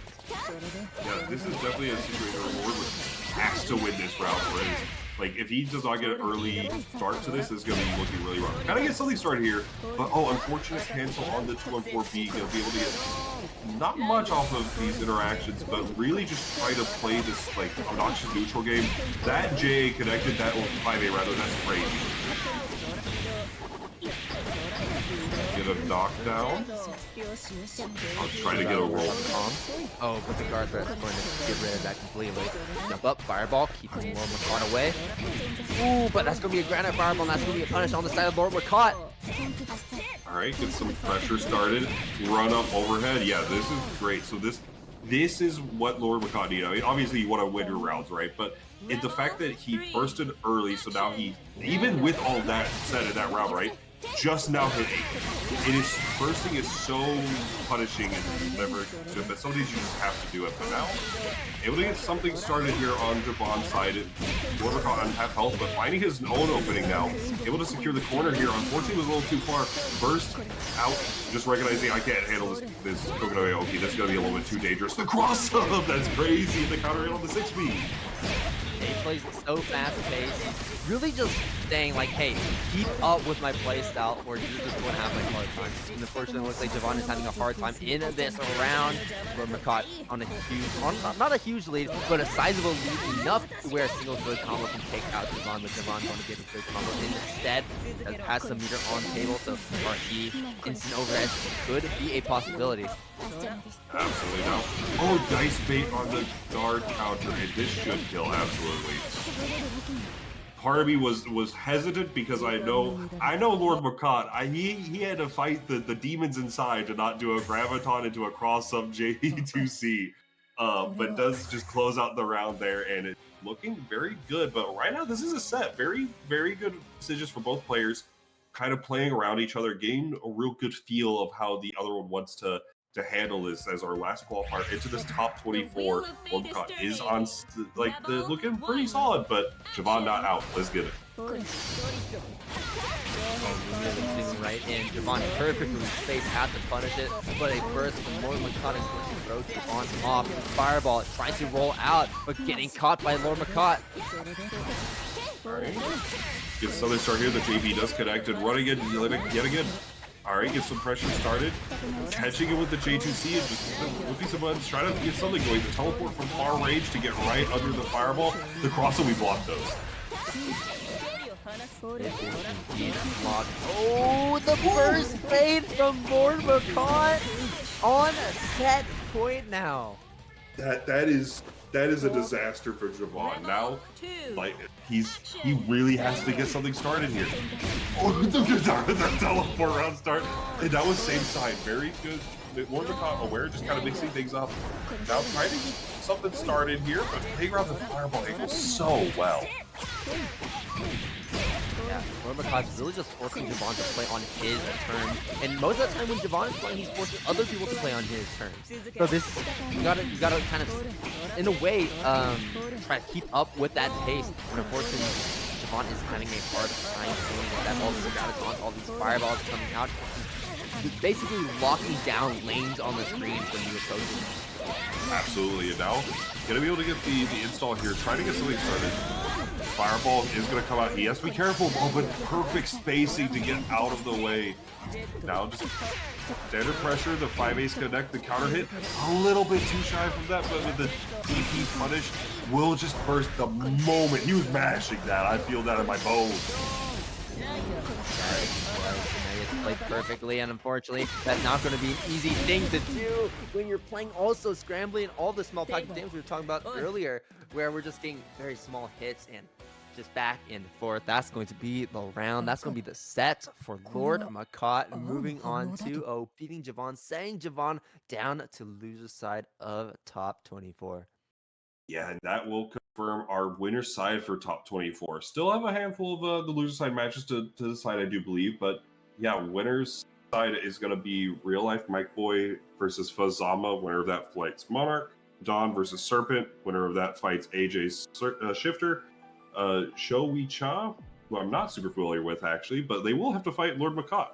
Winner of that goes over against Xcaliburbladez. And last but certainly not least, Killicobes versus Playguy. Winner of that fights Icecool. That's our winner's side. It looks like we will have a couple of those on this stream and the Chickzama stream, so make sure to support both the streams. We do have some loser side matches that do still need to be determined, but overall, I mean, these games have been deadly. Great games. Looks like we're just going to be streaming all of the winner side, so every single one of these matches until top 8. Doesn't seem like we're going to be streaming too much of loser side, but just to go over loser side a bit, we got A-Drop down there, we got Ryukasim99, we got Cheyenne, we got Garen X, Serpent, Macinchess? I think that's how you pronounce the tag. I know I've seen that tag around, but I never actually tried to pronounce it out loud, you know? It always sounds differently when you read it outside of just saying it. But yeah, you got Macinchess versus, we got Macinchess, we got Euchre, And we got Hori versus Xtremesonic also down in the Relius side. So things are really starting to fill out. And of course, like you said, we have the other side completely filled out and ready to go. Absolutely. Yeah, it looks like we over on the other stream we had the first showing that Dawn beating Serpent 2-0. So great stuff from Dawn. We'll be fighting AJShifter later. But for now, I do believe we'll have another match coming up soon. But There's a lot to choose from. It's like a buffet. You're like, which plate do I pick up? Which food do I pick up? And then you got to go back for seconds, right? you get all you want, and you're like, oh, I got to get those later. So you just fill up your plate, eat it all, then come back, and you got to fill the plate up back again. That's how it feels like right now here in Top 24. Absolutely. We just had our first handful of just the round one. Now you got to go back and get those proteins. You got to get maybe one dessert, but you know that's for round 3. You got to get that's the for Jello. your topping. Oh, you always get the Jello. You know, I say this all the time. You know, if this is a bit off topic, but you know, the Jello is the staple dessert for the buffet. I don't think you can really disagree with that. Jello is like the staple buffet dessert, and you can tell the quality of a buffet based on how good the Jello is. If the Jello is bad, the buffet is bad. If the Jello is good, the buffet is good. That's the litmus test. Yeah, no, that took the words right out of my mouth. That is actually like I'm not a big buffet guy, but anytime that I've gone, I always get a little bit of Jello round 1 just so I know, just so I can gauge like, okay, am I like, is this like really what I'm doing, or is this like I'm talking with friends while like and having a little bit of food and whatnot? But we'll see what's gonna be next stream in a moment.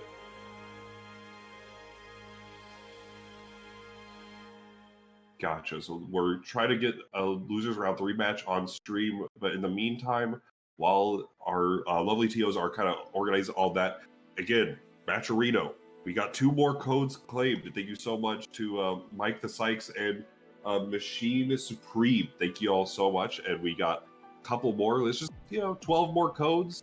2 more. We're at a nice 1,060. Support the players, support the event, and let's claim those codes. Go hit up your content creators. Get them to 1-up coefficient.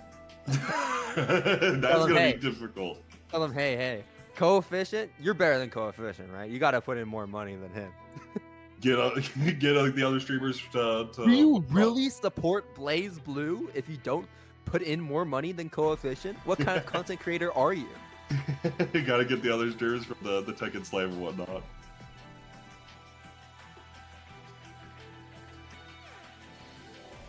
All right, so it looks like we will be having a winner side match. It will be Killer Combs versus Play Guy. So that's going to be Ragna versus Bang, I do believe. Yes, you would be correct.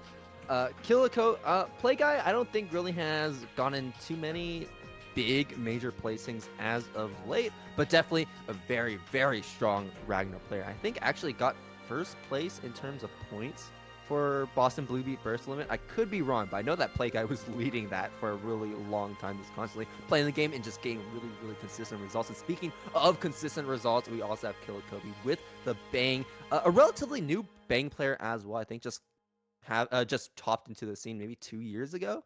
But yeah, he's like post rollback for sure.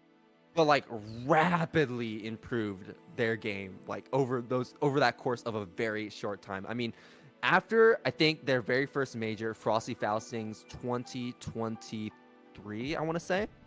After that major, every single major they went to after that, they got top 8. Except for Frosty Fausting's 2024. Unfortunately, Frosty Fausting's is the curse for Killer Kobe. And let's see if they can break that curse and make it into top 8 yet again here for World Serpent Championships. I believe he's a very strong player. And definitely...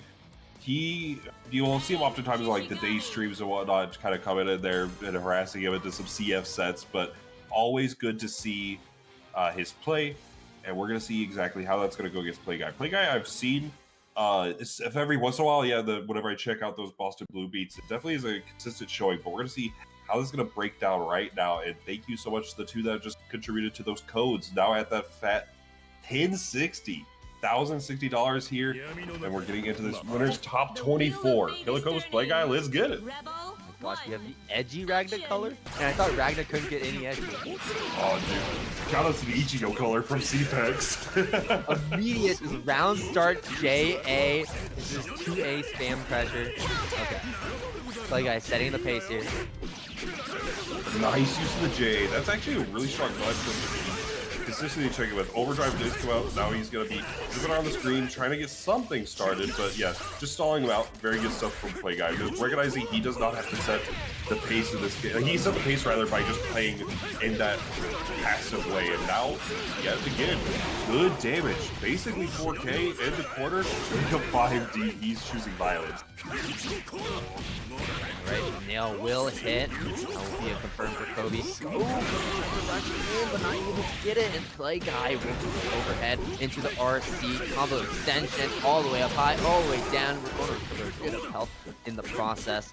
Just one more hit. 2A, 2A, 5A. Staggering this pressure. When are we going to bite? Kobe does not. The purple throw, finishing the job. Yeah, that's just one of those things. He was not ready for the purple throw. That is just a classic Ragna pressure. Just a staggered 2As, sometimes a 5E or 2B in there, but very good stuff. And very good air throw. Going to be able to get to the corner here. One of the perks of Big's air throw is that it does put you so far to the corner. That's all of his sides for forward Kazan. Now the classic Inferno Divider whipping and getting hit by a cross-up play. Now you gotta play a bit more wary when you're playing against a thing with all 4 seals, because this does increase his damage, and there is the super coming out, grabbing Play Guy. It is going to try to swap right here, 5D. Again, we're just choosing violence. We're going for very risky options, but these risky options come with a lot of reward if you make it. Absolutely. Now getting this Willer corner pressure that we've seen yet again, using that 6D, gonna be able to get something started here. Just using the D divider, gonna be getting a good chunk of damage and a whole lot of health back. We'll be able to survive most 2-hit interaction. 8-second overdrive with the full fork is on. This is gonna be scary for Play Guy for sure. But if he's able to just keep this pressure and prevent him from doing that, oh, that's so cheeky. Love to see it. It was an overdrive just to get this kill. Great stuff from Play Guy in this first game. What insane pressure sequence from Play Guy there. Taking that first game, like you said, and looking so strong in that first game. Really made Kobe look a lot worse than he actually is. Yeah, like that's the Ragna thing. Like, well, whenever you're watching, you're gonna see a lot of just like 2A, 2A, 2A, 2A, 2A, 2A, and then like a random overhead and whatnot. But like, it's really dangerous situation. Like, it's just such a strong option, and his pressure's so simple yet so dangerous. But now, and when we get something started here with a little bit of poison and with the live cancel into that JP, we get the full combo, and this is gonna be into the corner. Here it comes, taking the lead. Okay, now we have the bumpers, and you know what the bang rule is. If there's a bumper next to him, he will use it. Absolutely. It's this knockdown situation here with the 60, unfortunate, but that, I don't know what bait that was supposed to be, but it worked out in his favor. RC run up 2D to take the round and going into the next one. Both of them with their overdrives intact. Very good stuff here. Get that simple pressure and the repeat into the 2C to call the teleport. Very good stuff for Play Guy. Overhead here, cross up, overhead again. First coming out from Play Guy, wants none of it. He's confirmed. That's OD, brother. Next kick, crashing up high. A little bit of damage off of this, a whole lot of life back as well. Very dangerous situation for Kokonoe. Just using all these drives, and Kokonoe's not using the barrier to block the chip damage is causing a good chunk of life.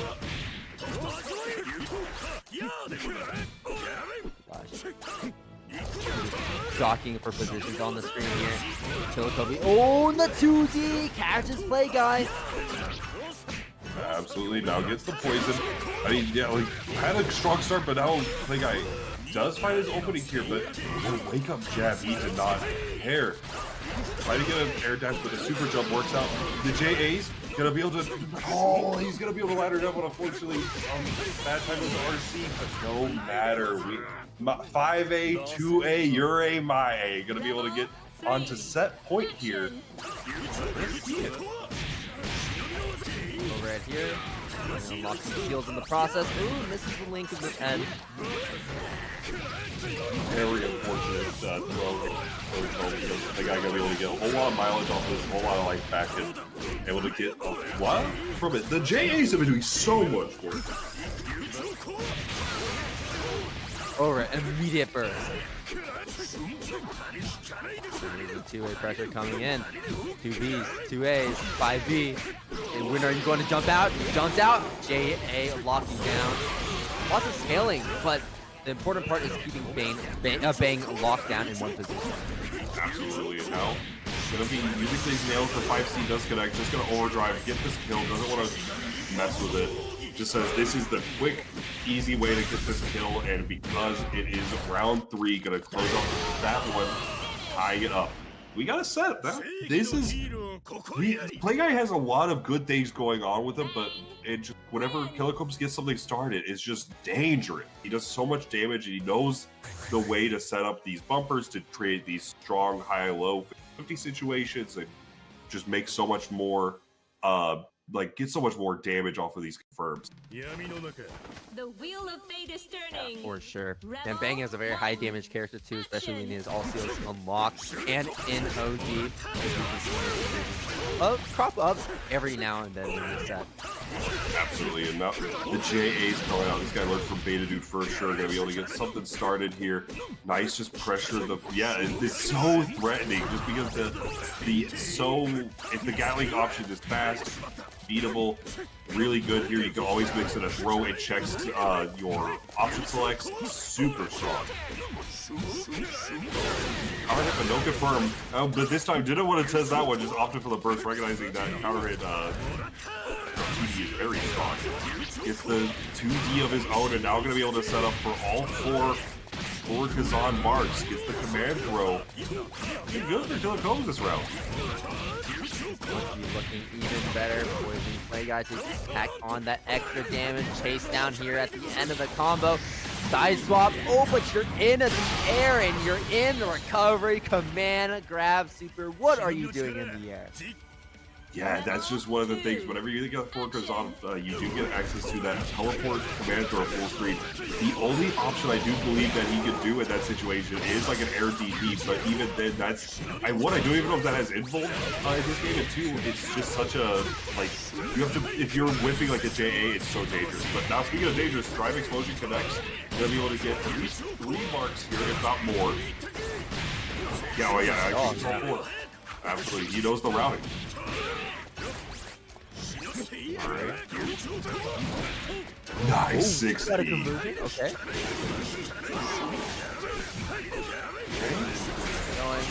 But great barriers and tries to jump out yet again, but these JAs are giving Killicums such a hard time.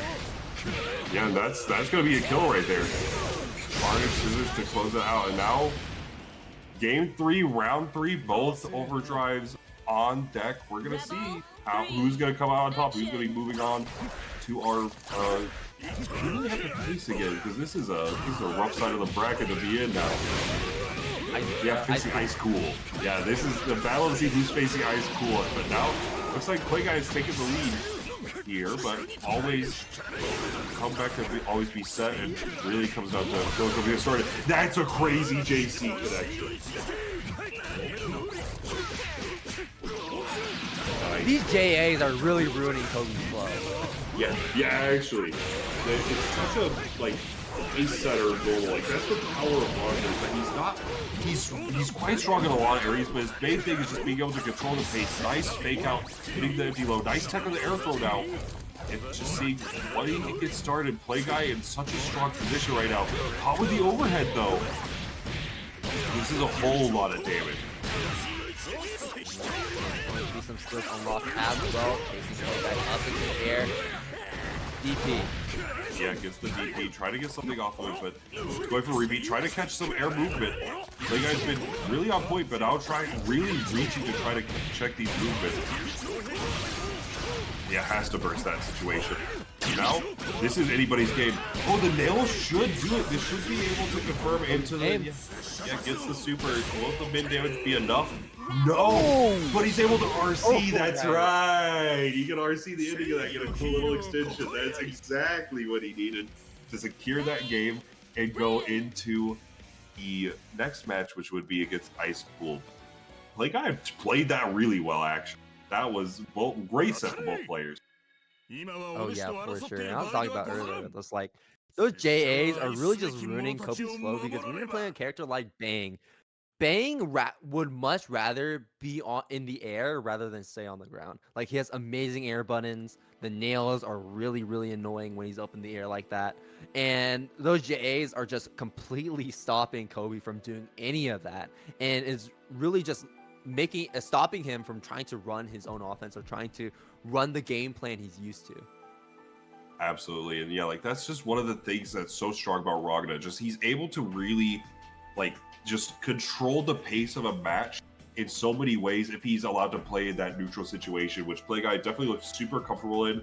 It's just whatever you get. The problem with Ragna, again, kind of mentioned it earlier, but is that lower health total, and also just sometimes if he's not able to play that neutral the way he wants, it just takes so much damage in such a short frame of time that it's very difficult. But now it looks like we're going to have ShoWiCha versus LordMacoT back on the stream. Let's see it.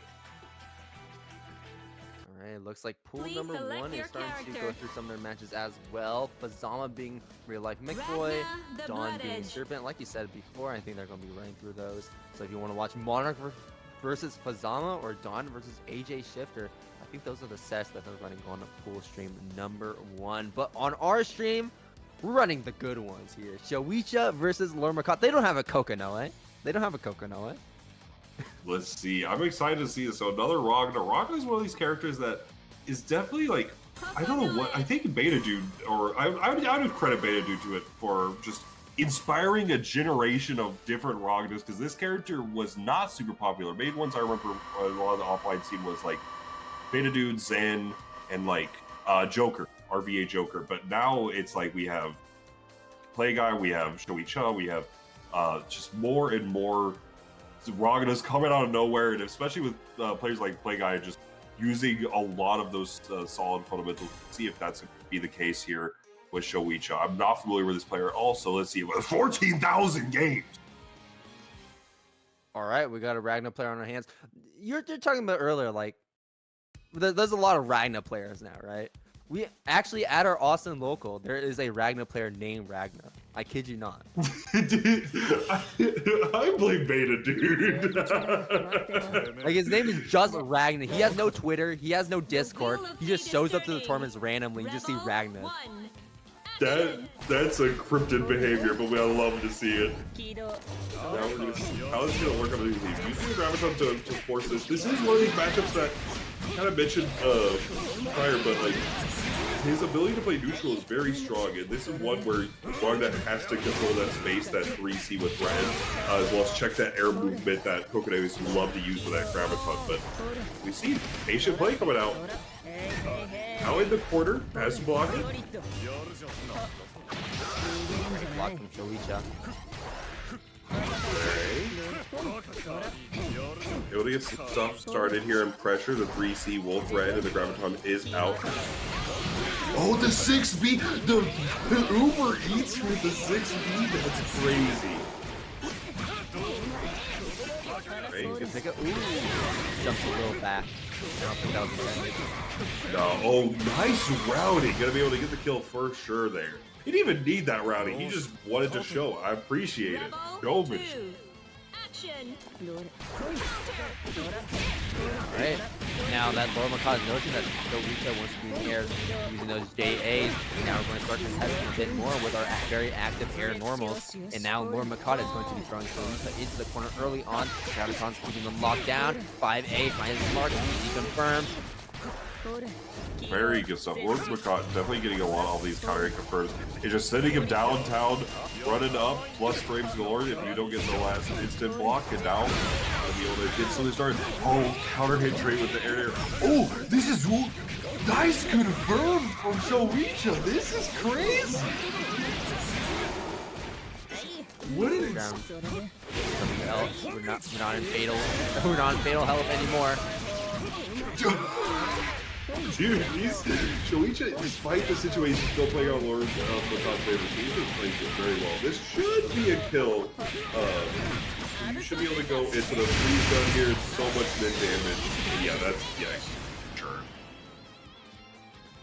4.1k casually pulls out the chips. Rebel 3. Gets some munch on. Gets that Rebel 3 munch on, and now we're gonna see bring him down with the Nightmare Edge, check the no tech, and then another one. Let's see it. Oh, this Slow. ton of damage coming out here from this counter hit. Oh, unfortunate drop, but able to salvage the situation. Does use the RC to get some pressure going, and now back to neutral. Counter hit into the stars. And that fireball is just chasing you down, keeping you locked down, keeping you from doing anything as that overhead hits you and opens you up.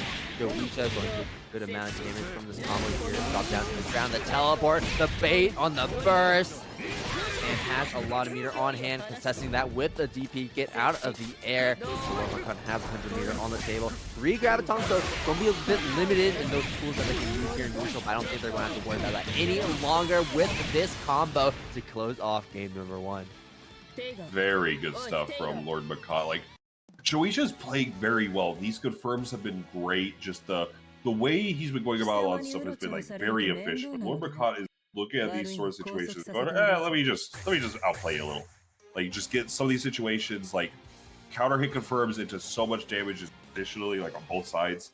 Just playing the neutral so well, getting these burst baits upon burst baits on both sides. Like, this is really like, this is just such a unique type of set where both players are playing in very similar ways, despite being on 2 completely different characters. Rebel 1.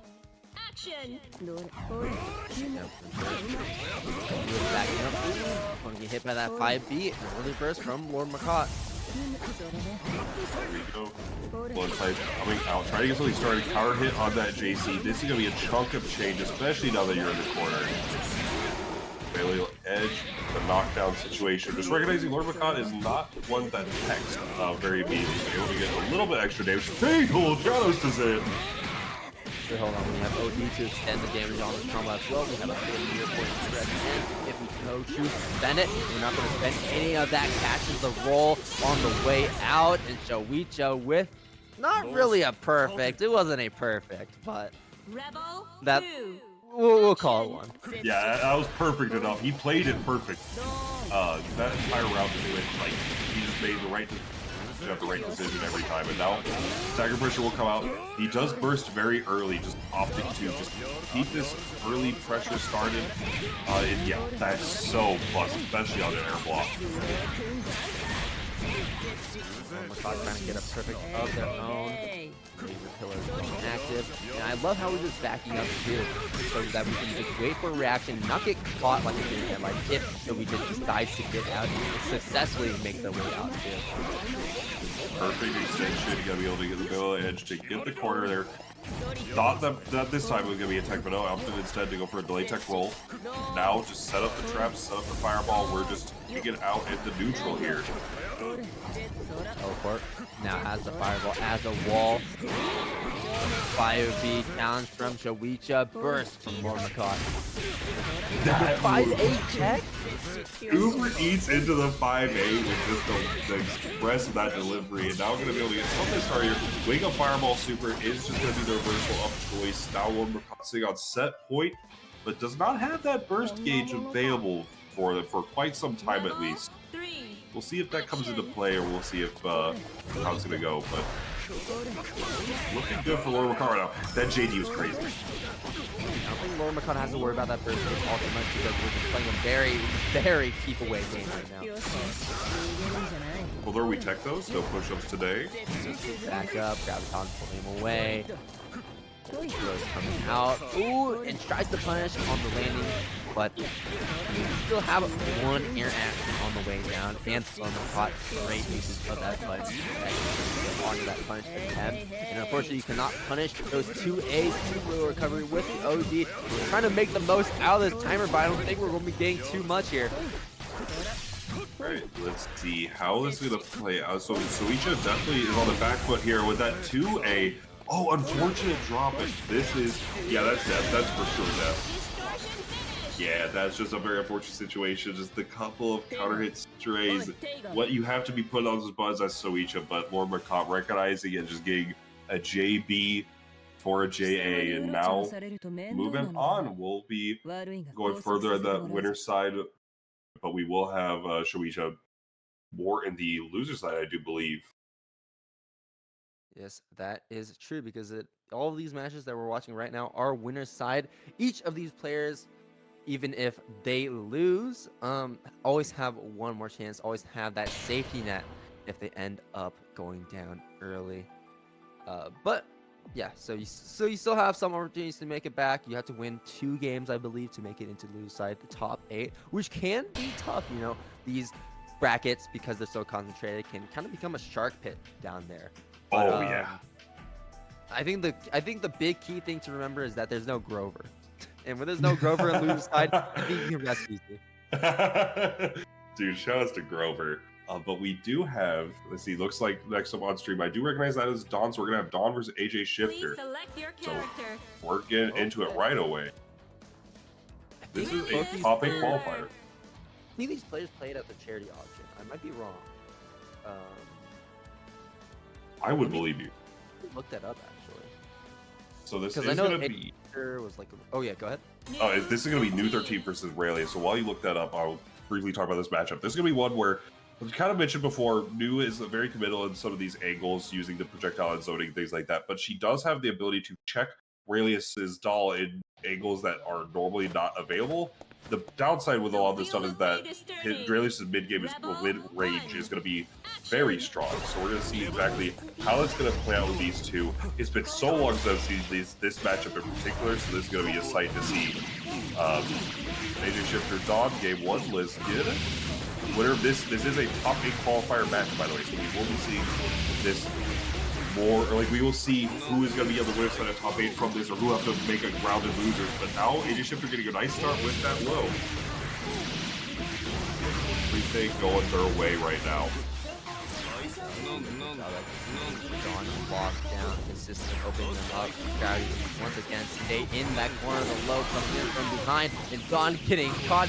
All of these projectiles flying around the screen. I think that's dead, right? We have the super available. Yeah, for sure. And yeah, there it is.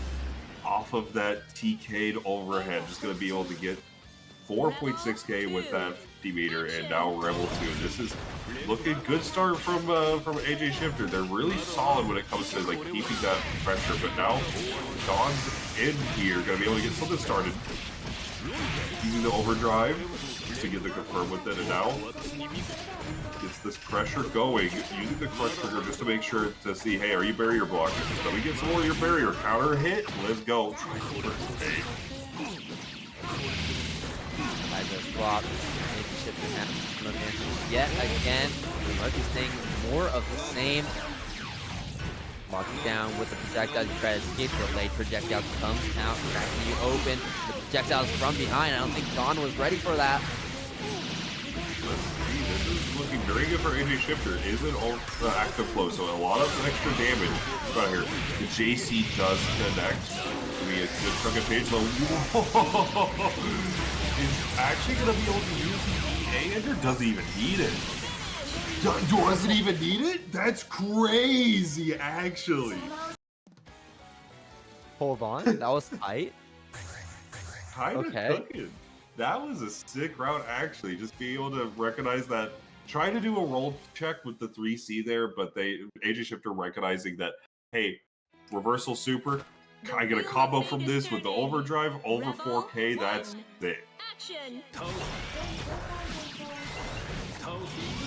AJShifter takes the first game, and this is going to be very different from what happened in the charity auction, which I just looked up.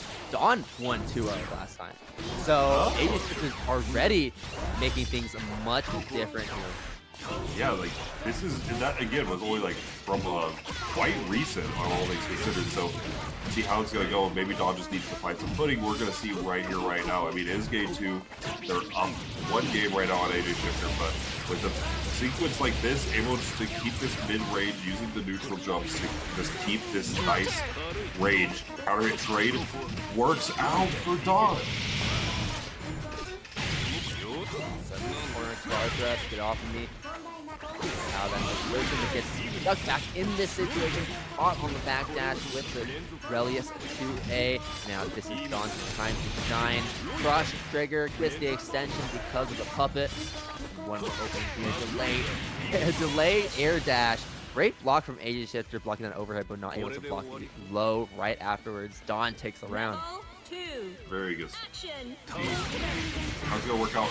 We need the round start situation and a counter hit. Really trying to get something started here. Thought it was gonna connect. No dice. AJShifter though, however, getting a 5-piece right where he needs it. They're able to confirm from that situation. Now, Lele not working out. AJ gets the connection here. You have Super. You have RC available. Gates of Babylon have been open. But air dashes directly over it, making it over the fence. Here we go, yeah. With the gravity seed, just gonna be able to check out the chicken block. Using the Lele, that is something about Dawn that is quite interesting. Using that option quite a lot to try to dodge these visual situations, but now the raw to a 4C is so much damage, 4.2. And next hit can kill for either side here. Bios gonna be able to stop. The Gates of Babylon have been open. Checking the wife and now working out with the 2D. And because we were so easily able to escape that super, that left Dawn without any dodging. Yeah, worked out very well for him. Counter hit on the Lele attempt. That is costing him a good lot of chunk in these games. Has to use the burst to avoid just the corner situation that has cost him before. And now, AJShifter being very comfortable in here. Not have to worry about anything left for the overdrive or a burst for the rest of this round. Now just needing to get something started, but the pressure from Dawn is building and finds his way out. AJ, they're able to connect. The counter hit. Alright. Dawn locked down, trying to go for a teleport mix-up. Yeah, oh, went for it again. Unfortunate and fortunate in the same regard. Able to connect with the low there. They're able to defend T, and now just the gravity seed. DP whipped in the air. The unfortunate misinput, but now able to get something started here. Gravity seed, Dawn locked down here. OG being popped and going to spend that super immediately. But AJShifter consistently on these escape options with these backdashes. Is being caught by Dawn. Gets caught low by Dawn here in that sequence as Dawn takes their first game against AJShifter, evening things up 1-1 and making sure that AJShifter does not have an easy set. Yeah, I mean that if nobody's got me, the last hit of Relius JA has got me. That was the situation where that last, like towards the last interaction, where that last hit of JA really just determined the pace for the last 10 or 15 seconds. And unfortunate for AJShifter, however, they're still in a very strong position here, tying it up right now. Let's see how it's going to go down between these two. Counter hits, just stall pressure to get Dawn in. Ooh! There we go. That's what Dawn's been looking for. This every game that they've had on stream is for that burst bait. Yeah, and this is a massive lead for Dawn. Because look, they are just tearing AJShifter apart. Super coming out, keeping AJShifter locked in, and just needs to push AJShifter a little bit forward to throw you back into that super, which is exactly what Dawn does there to take that round. Dawn is on set point. AJShifter, because that round took such a short amount of time, is still stuck having to wait for that burst and OG. Absolutely. Using Lele again to get around the projectile. Nice counter hit confirm off the JC. Alright, yeah, counter hit off the 204A as well. It's counter hit galore here for Dawn, working out in his favor. AJ, they're on the back foot here, but not out just yet. Oh, yeah, unfortunate spacing, and now AJ is going to be out of that situation, but all it takes is just a little bit, and it could be turns for either side. I don't think Dawn is all too forward right now, even if both all game,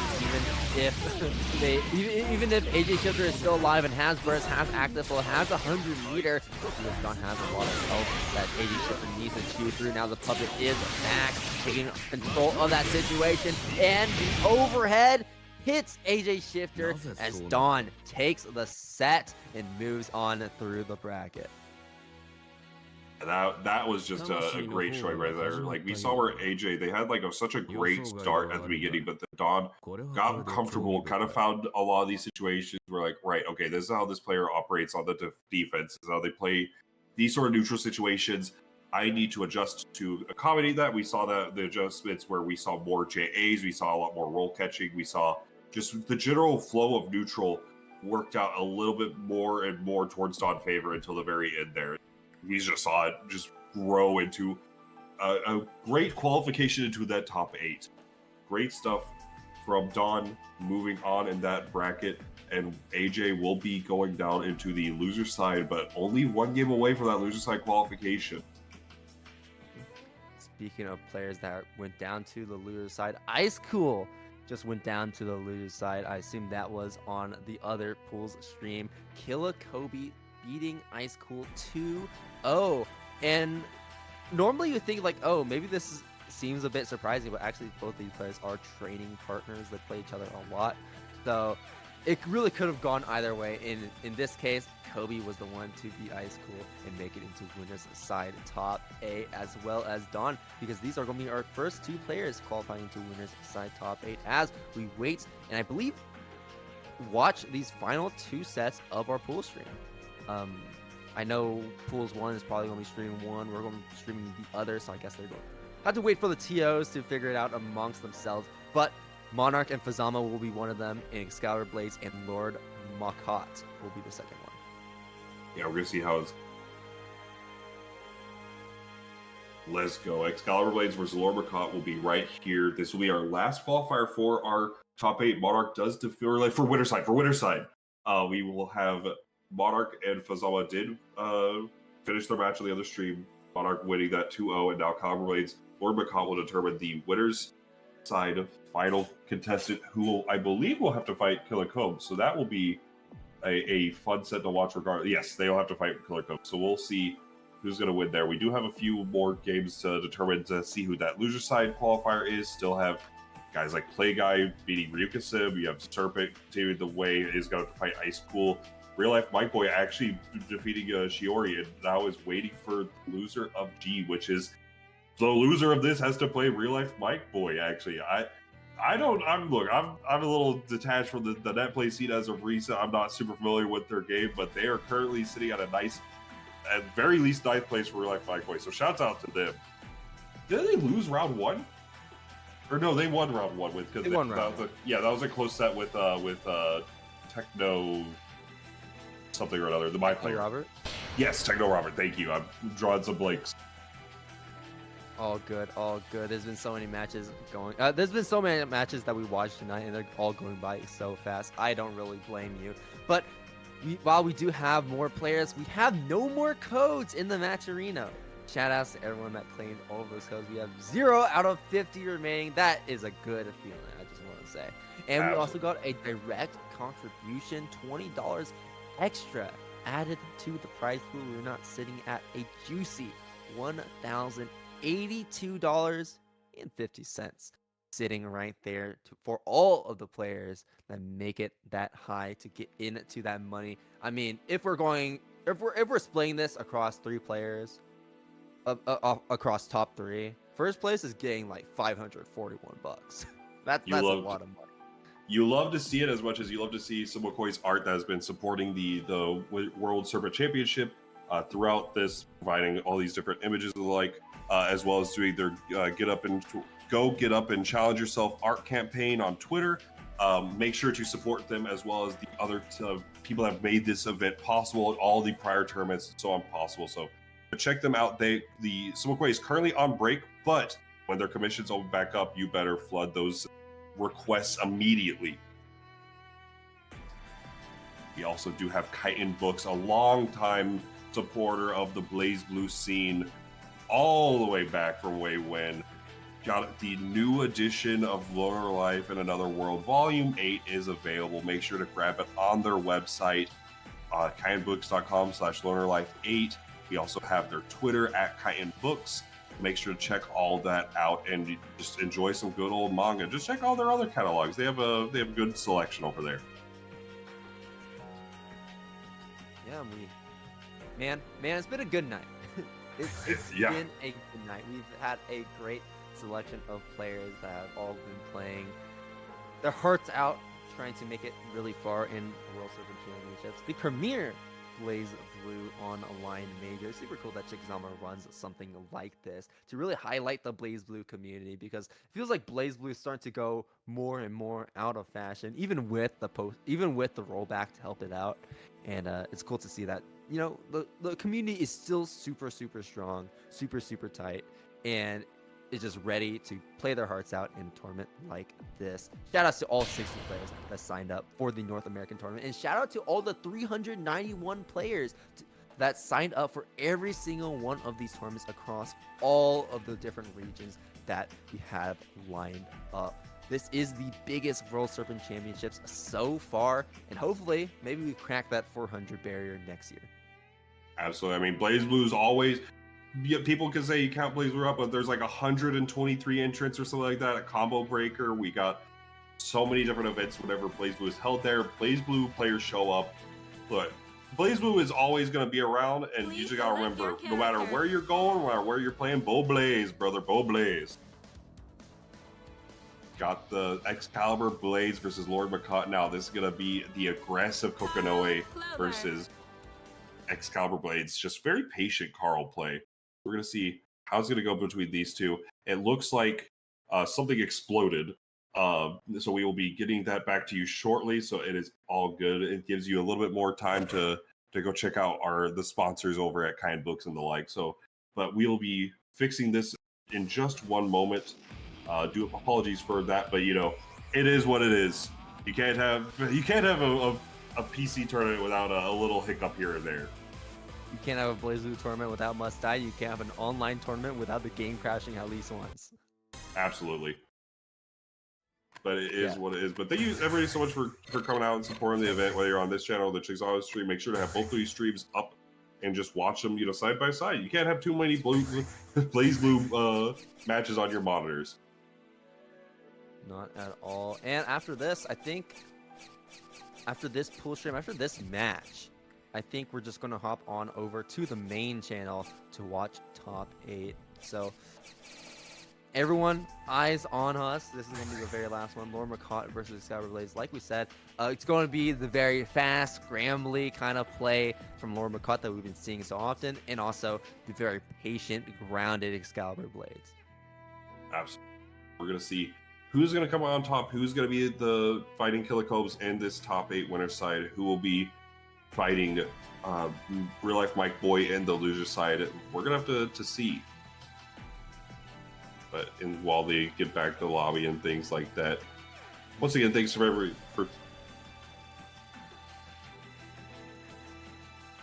it should just... Wait, does it not?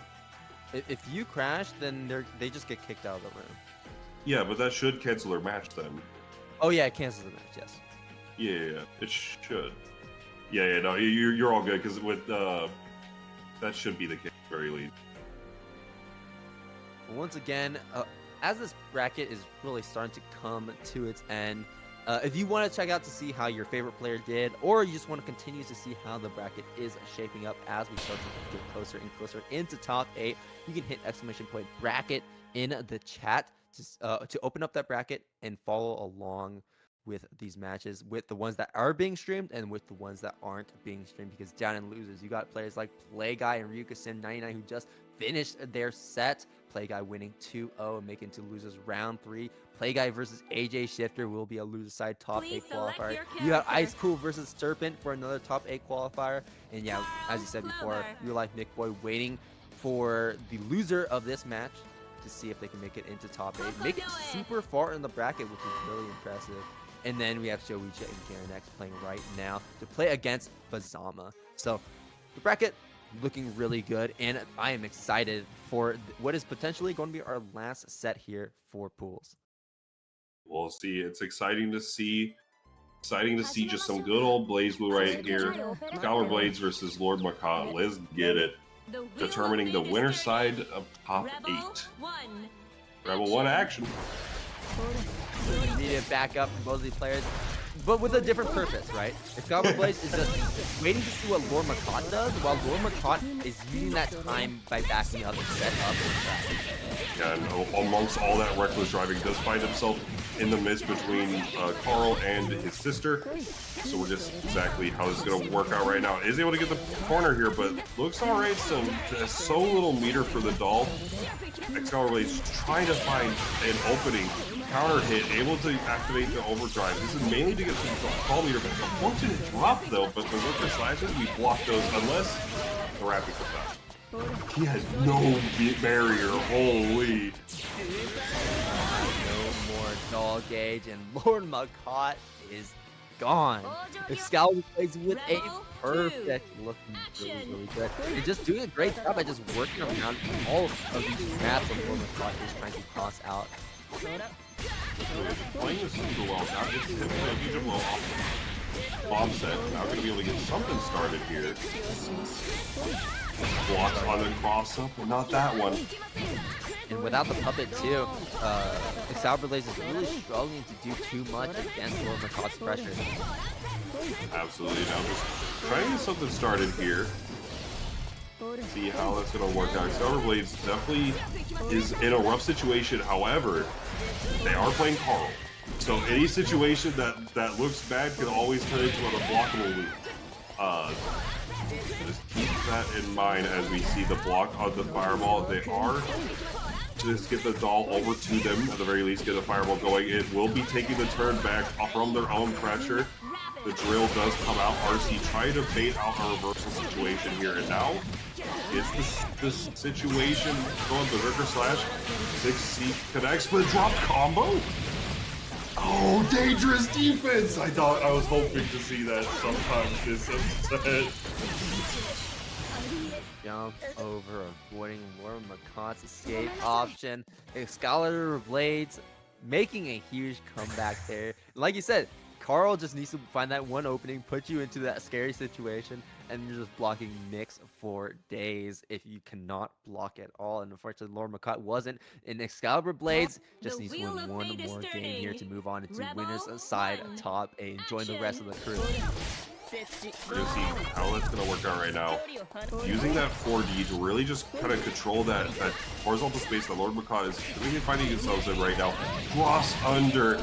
Very good situation for Xcaliburbladez. Cross up.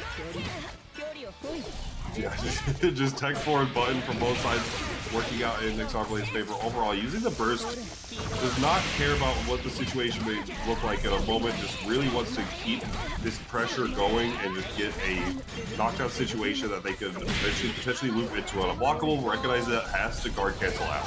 Very good stuff from LordMacoT.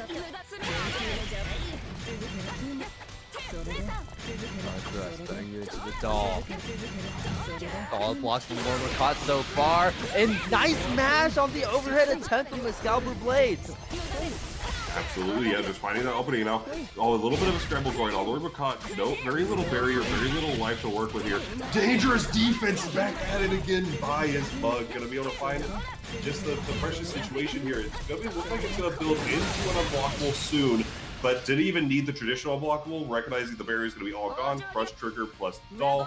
Close that out, so going to be going to Rebel 2 on set point. Xcaliburbladez looking very strong right now. The counter on the fireball to get things started, potentially working out. The Jahvahn bringing it back to mid-screen. LordMacoT. Exactly what LordMacoT needs right now. A strong round start and a strong corner position right now as the Xcaliburbladez is held after hit, and Xcaliburbladez is consistently getting opened up. There's another overhead coming through. LordMacoT has super, is going to spend it, getting as much damage as possible. Can we kill here? No, we cannot. Yeah.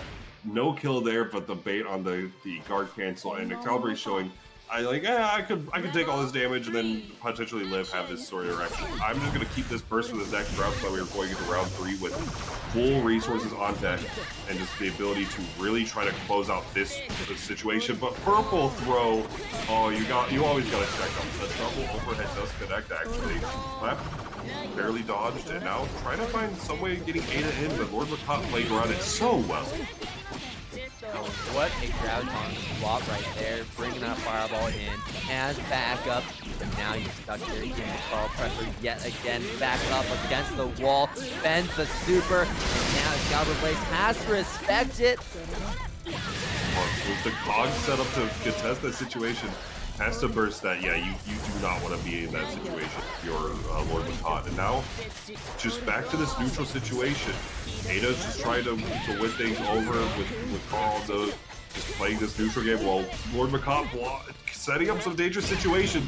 Good blocks from Xcaliburbladez, but now trying to get something going here. The TRM calls out the option selected. Now we're going into a game 3. I am excited that we are getting a game 3 here. Oh, actually, this is not going to be our last stream. So we got even more Blaze Blue after this. Hold on. Oh, doing some of the loser side We're qualifiers. going to be doing some loser side as well. But here we go. Final game here of this set. Xcaliburbladez versus LordMacoT, who is going to make it winner's side top 8. LordMacoT was starting to make some really good adjustments against Xcaliburbladez, but every single time Xcaliburbladez turns the situation around, it's always a very scary thing. Oh, absolutely. It's going to be dangerous to see who's going to be coming out of this situation. And now, trying to find the opening here. Xcaliburbladez, opened up actually now by that 5A. Opts to burst it, just choosing the early burst, because at the very least we're going to be looking at like 7 by the end of this round. Now, nice blocks. 3Cs do come out. The overheads, that's what I'm saying. LordMacoT loves those J2Cs, loves those 6Bs. Oh wow, the command dash through. Gonna be able to get something started here. Alright. Yeah, the match of the 2A. Every single time Xcaliburbladez goes for those overheads, LordMacoT's ready now. Absolutely. And we're setting up this situation. Ada now in the mid screen. Big counter hit. Yeah. That as well. The class. Super. That's it. LordMacoT looking good. That's the classic form, is just wall mid combo, just going into that 50-50. Love to see it from LordMacoT. Is looking very solid now, fighting more of his footing. Oh, okay, nice confirm from Xcaliburbladez. LordMacoT not wanting to take any chance of early burst. Alright. We able to get something started here. Pressure going, the fireball does check a ton of Ada's life action. And yeah, good checks yet again. Really aware of the doll. A nice confirm from Xcaliburbladez. Down low onto the ground. Doll picks you back up. 2B combo is okay. Great on the backdash. Kokonoe 2A just outraging Carl 2A. That situation working out. Overdrive just come out. Just being able to ODR and just get the punish on the situation here. Is an active flow. Not going to be able to kill off of this, but is able to set up for a really strong situation. Now, 4D rather does lift in that regard. The clap does connect actually in the second part of it. Keeping him locked down, keeping him from approaching. And Ada's life is starting to be drained as well as Jahvahn. Going away and putting back in. Oh, the cross up too. Doesn't get the full confirm. Now in a dangerous state, expended all of their barriers. So any hits will be a failed counter. Look at that damage. super multi-hits as well. Not enough to kill. That will be though. Xcaliburbladez forgot about the orb coming back down from the skies, from the heavens, and is going to be smited down to losers aside to play against Realifemicboy and decide if they can still make it into the loser side of top 8. And speaking of loser side of top 8, we have 2 more sets that need to be played. Fuzzama versus Gear next, and I think the next one up on stream, Icecool versus Serpent. Let's see it. I'm excited to see. That does solidify our winner side, and we see Killer Cobras in the chat celebrating their decision of opponent now. Killer Cobras versus LordMacoT will be one side of your winner side top 8. The other being Monarch versus Dawn. Those are going to be great. Those aren't going to be coming up just yet. We do need to see who's going to be solid. We're rounding out our loser side of this top 8. Looks like we'll be having Serpent versus Icecool. I do believe will be the first one on stream, unless I'm mistaken, but we will see soon enough. So we will be having that, so that was going to be perfect. Because to see some Kagura versus Susanoo action. Now, I'm super excited to see this one. We didn't actually get to see Serpent play a whole ton at Frosty Falsings, which I think that was the last major that Serpent attended. They got out a little earlier than I think they wanted to in top 48, so cool to see that Serpent is getting some more screen time. And we're playing against Icecool here, second place at Frosty Falsings, and just a really, really good player in general. Was sent down to loser side by Killakobe, but could easily take this over Serpent if Serpent isn't careful. Both these players are playing characters that are both very snowball heavy too. And that's another thing to keep in mind. Whoever gets that first opening is going to be setting the pace of the match. Absolutely. And Susanoo is one of those characters, like mentioned, is that snowball. Like he's okay whenever he's like has no seals, but the moment you get seals, that you start getting access to stronger tools. You get sword, you get the like, and it's just very strong to see, especially.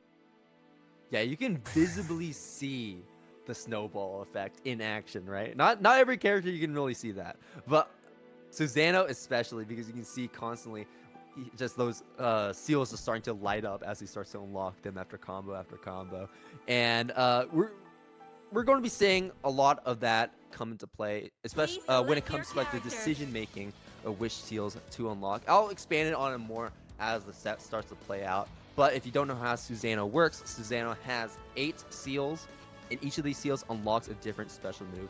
And in order to unlock them, you have to use your 5D, right? You have to use your drive moves in order to unlock those.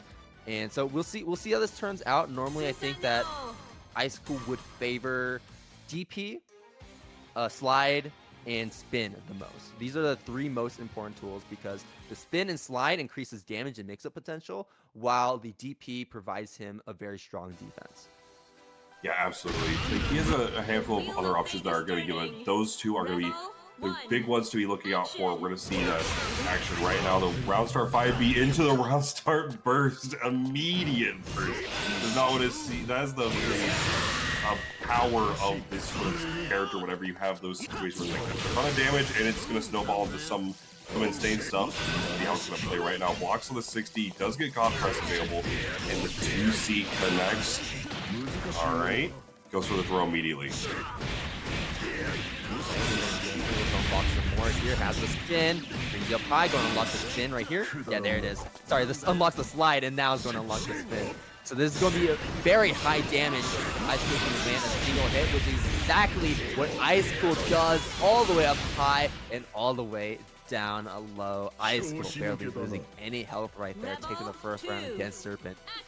Absolutely, just finding those opportunities like mentioned and getting something started there. And Serpent with, again, round start burst. Now it goes into the next one with only 8 left, but now finding the footing, going to be able to get something started here. A whole chunk of damage. That is one of the things about this matchup that's very funny, is that both these characters do so much damage. So I was talking about before here, that first opening will be staying the pace of the match for Icecool, and now it's going to be Serpent 2 combos, and all your health is going. Wait, 3 combos and you're dead, I think here. No, just the combo. Yeah, just a little bit off, and now has used the meter there to get the situation. Grand Viper going to be able to unlock the DP. Now see the situation. If a Susanoo player ever tells you that anti-air is bad, they are lying to you. It is propaganda. Going to be able to show off Susie as anti-air yet again, and going to be able to get something started here. Overdrive, try to get the situation their way and just close out this round. Serpent allow it. Very scary here. One good hit from Serpent is all he needs. Oh, and the anti-air will close it out. Icecool really trying to take that round away, but Susanoo not known for his range, so Serpent can easily just check out these giant buttons to keep Icecool in check, as well as those fireballs to control the move of the base. Yeah. Very good, strong off in that regard. The JC does connect, able to confirm off of it. This is going to be another 3K. Whole lot of seals for him as well. Immediately unlocks the DP. DRM, great calling out the option select that Serpent was going for. Gonna be able to get the slide off of this, and all this connection is going to lead to slide level 2. Got tackle level 2 now. Looking really strong off that 6D. Has burst, should be looking to use it. That's dead if we don't burst. Oh, and faded out probably. Yeah, he did. That was a case. That was a mind game from Serpent saying, "Look, I know I'm dead here if you just finish me off, but you're gonna play around burst, ain't you?"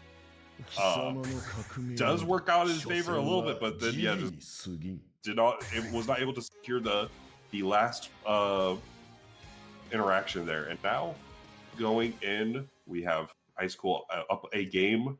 Serpent, like Icecool's just been playing. He's just doing his thing. He's in his lane, moisturized, renovated, on the grind set. Got all that going on, and now getting something started here. Gonna be able to get all these IVs. It's a whole lot of meter. 5B does connect as a punish. Gonna be able to get this classic 3.2, I want to say, and all this just marks 3.5. My bad, B. My bad. Ooh, in the 6BB. Backing up. Waiting to see what Serpent's going to do. Trying to play it slow, recognizing that Serpent's normals are quite big, but they are committal. The moment he whips one that's just a little too close, Icecool gets his chance. And that's one thing you gotta be worried about too. Even though that you can kind of sit back against Susanoo, but Susanoo doesn't even need to approach you, right? That's the funny thing. Like Susanoo wants to approach you, but he doesn't have to, because if you don't force him to do anything in neutral like that, then he's just gonna be sitting back there and unlocking seals for free. Absolutely. Now, next it kills the 6D does come out. Yeah, Serpent, save your burst for the next round, and it will be bad. yeah, set point right now for Icecool. Looking very strong. Rebel 2. I saw that hit. I'm visibly shaking my head. I'm like, it's over. That round's over. Round, run up to command throw for first blood of the round. Gonna be able to get something started here. Goes for the overhead option. Some classic pressure. Is able to jump out, and now back to the mid speed we go. Counter hit. This is 1,000,000 damage. Is what I would say. I feel like every single time you say that, Bojack, you're always wrong. It's commentator's curse. It is what it is. Is able, because the overdrive unlocks all the moves, gonna be able to get level 2 seal. The DP does come out. Flash kick, I should say. Gonna be able to go back to the wall here. Overdrive is gonna be able to get the 50 meter to close it out. Yeah, yep, that's the round. 5.1. Looking good for Serpent. Does have to spend the overdrive to get there, but we'll be having it towards the end of the round of very soon. Alright, he is unlocked here. Now we're going to be playing a lot more patient on those jump ins, it seems like, for Icecool. And the moment they saw that Serpent press the button, they're like, okay, now I can press an air button. Getting this classic pressure. It is difficult for Kagura to contest a lot of that pressure just because of the nature of his normals. And with the 6D from downtown, going to be able to unlock a good chunk of stuff. You're going to be able to get good pressure here from Serpent now. He is looking rough. Able to recover in time from the anti-air, not punished. The JC from 1,000,000 years away. We're at full screen, free unlock. Is always the presence of mind of having that Glock on hand. Alright, overdrive raid through. Doesn't matter too much in the current moment. Icecool is such a strong position right now. Jake, next. Yeah, the right air dash. Oh, I love that RC. Yeah, has the RC there. And there's the DP coming out, the first one of the set. It would have potentially been the... Oh, hold on. Not enough to kill. Doesn't have the meter to convert here. In his face, no punish. Oh no, that's Serpent is shook. Was not expecting the DP on block, and then now just trying to find the opening. The JC, no, it didn't believe hard enough. Just did not connect that situation. Now Serpent's so low on berry. He has to be so careful in situation. Icecool just one JC able to close it out and get into our top 8 losers side like that. Great play from Serpent and great play from Icecool, but end of the day, Icecool just closing it out. Top 8.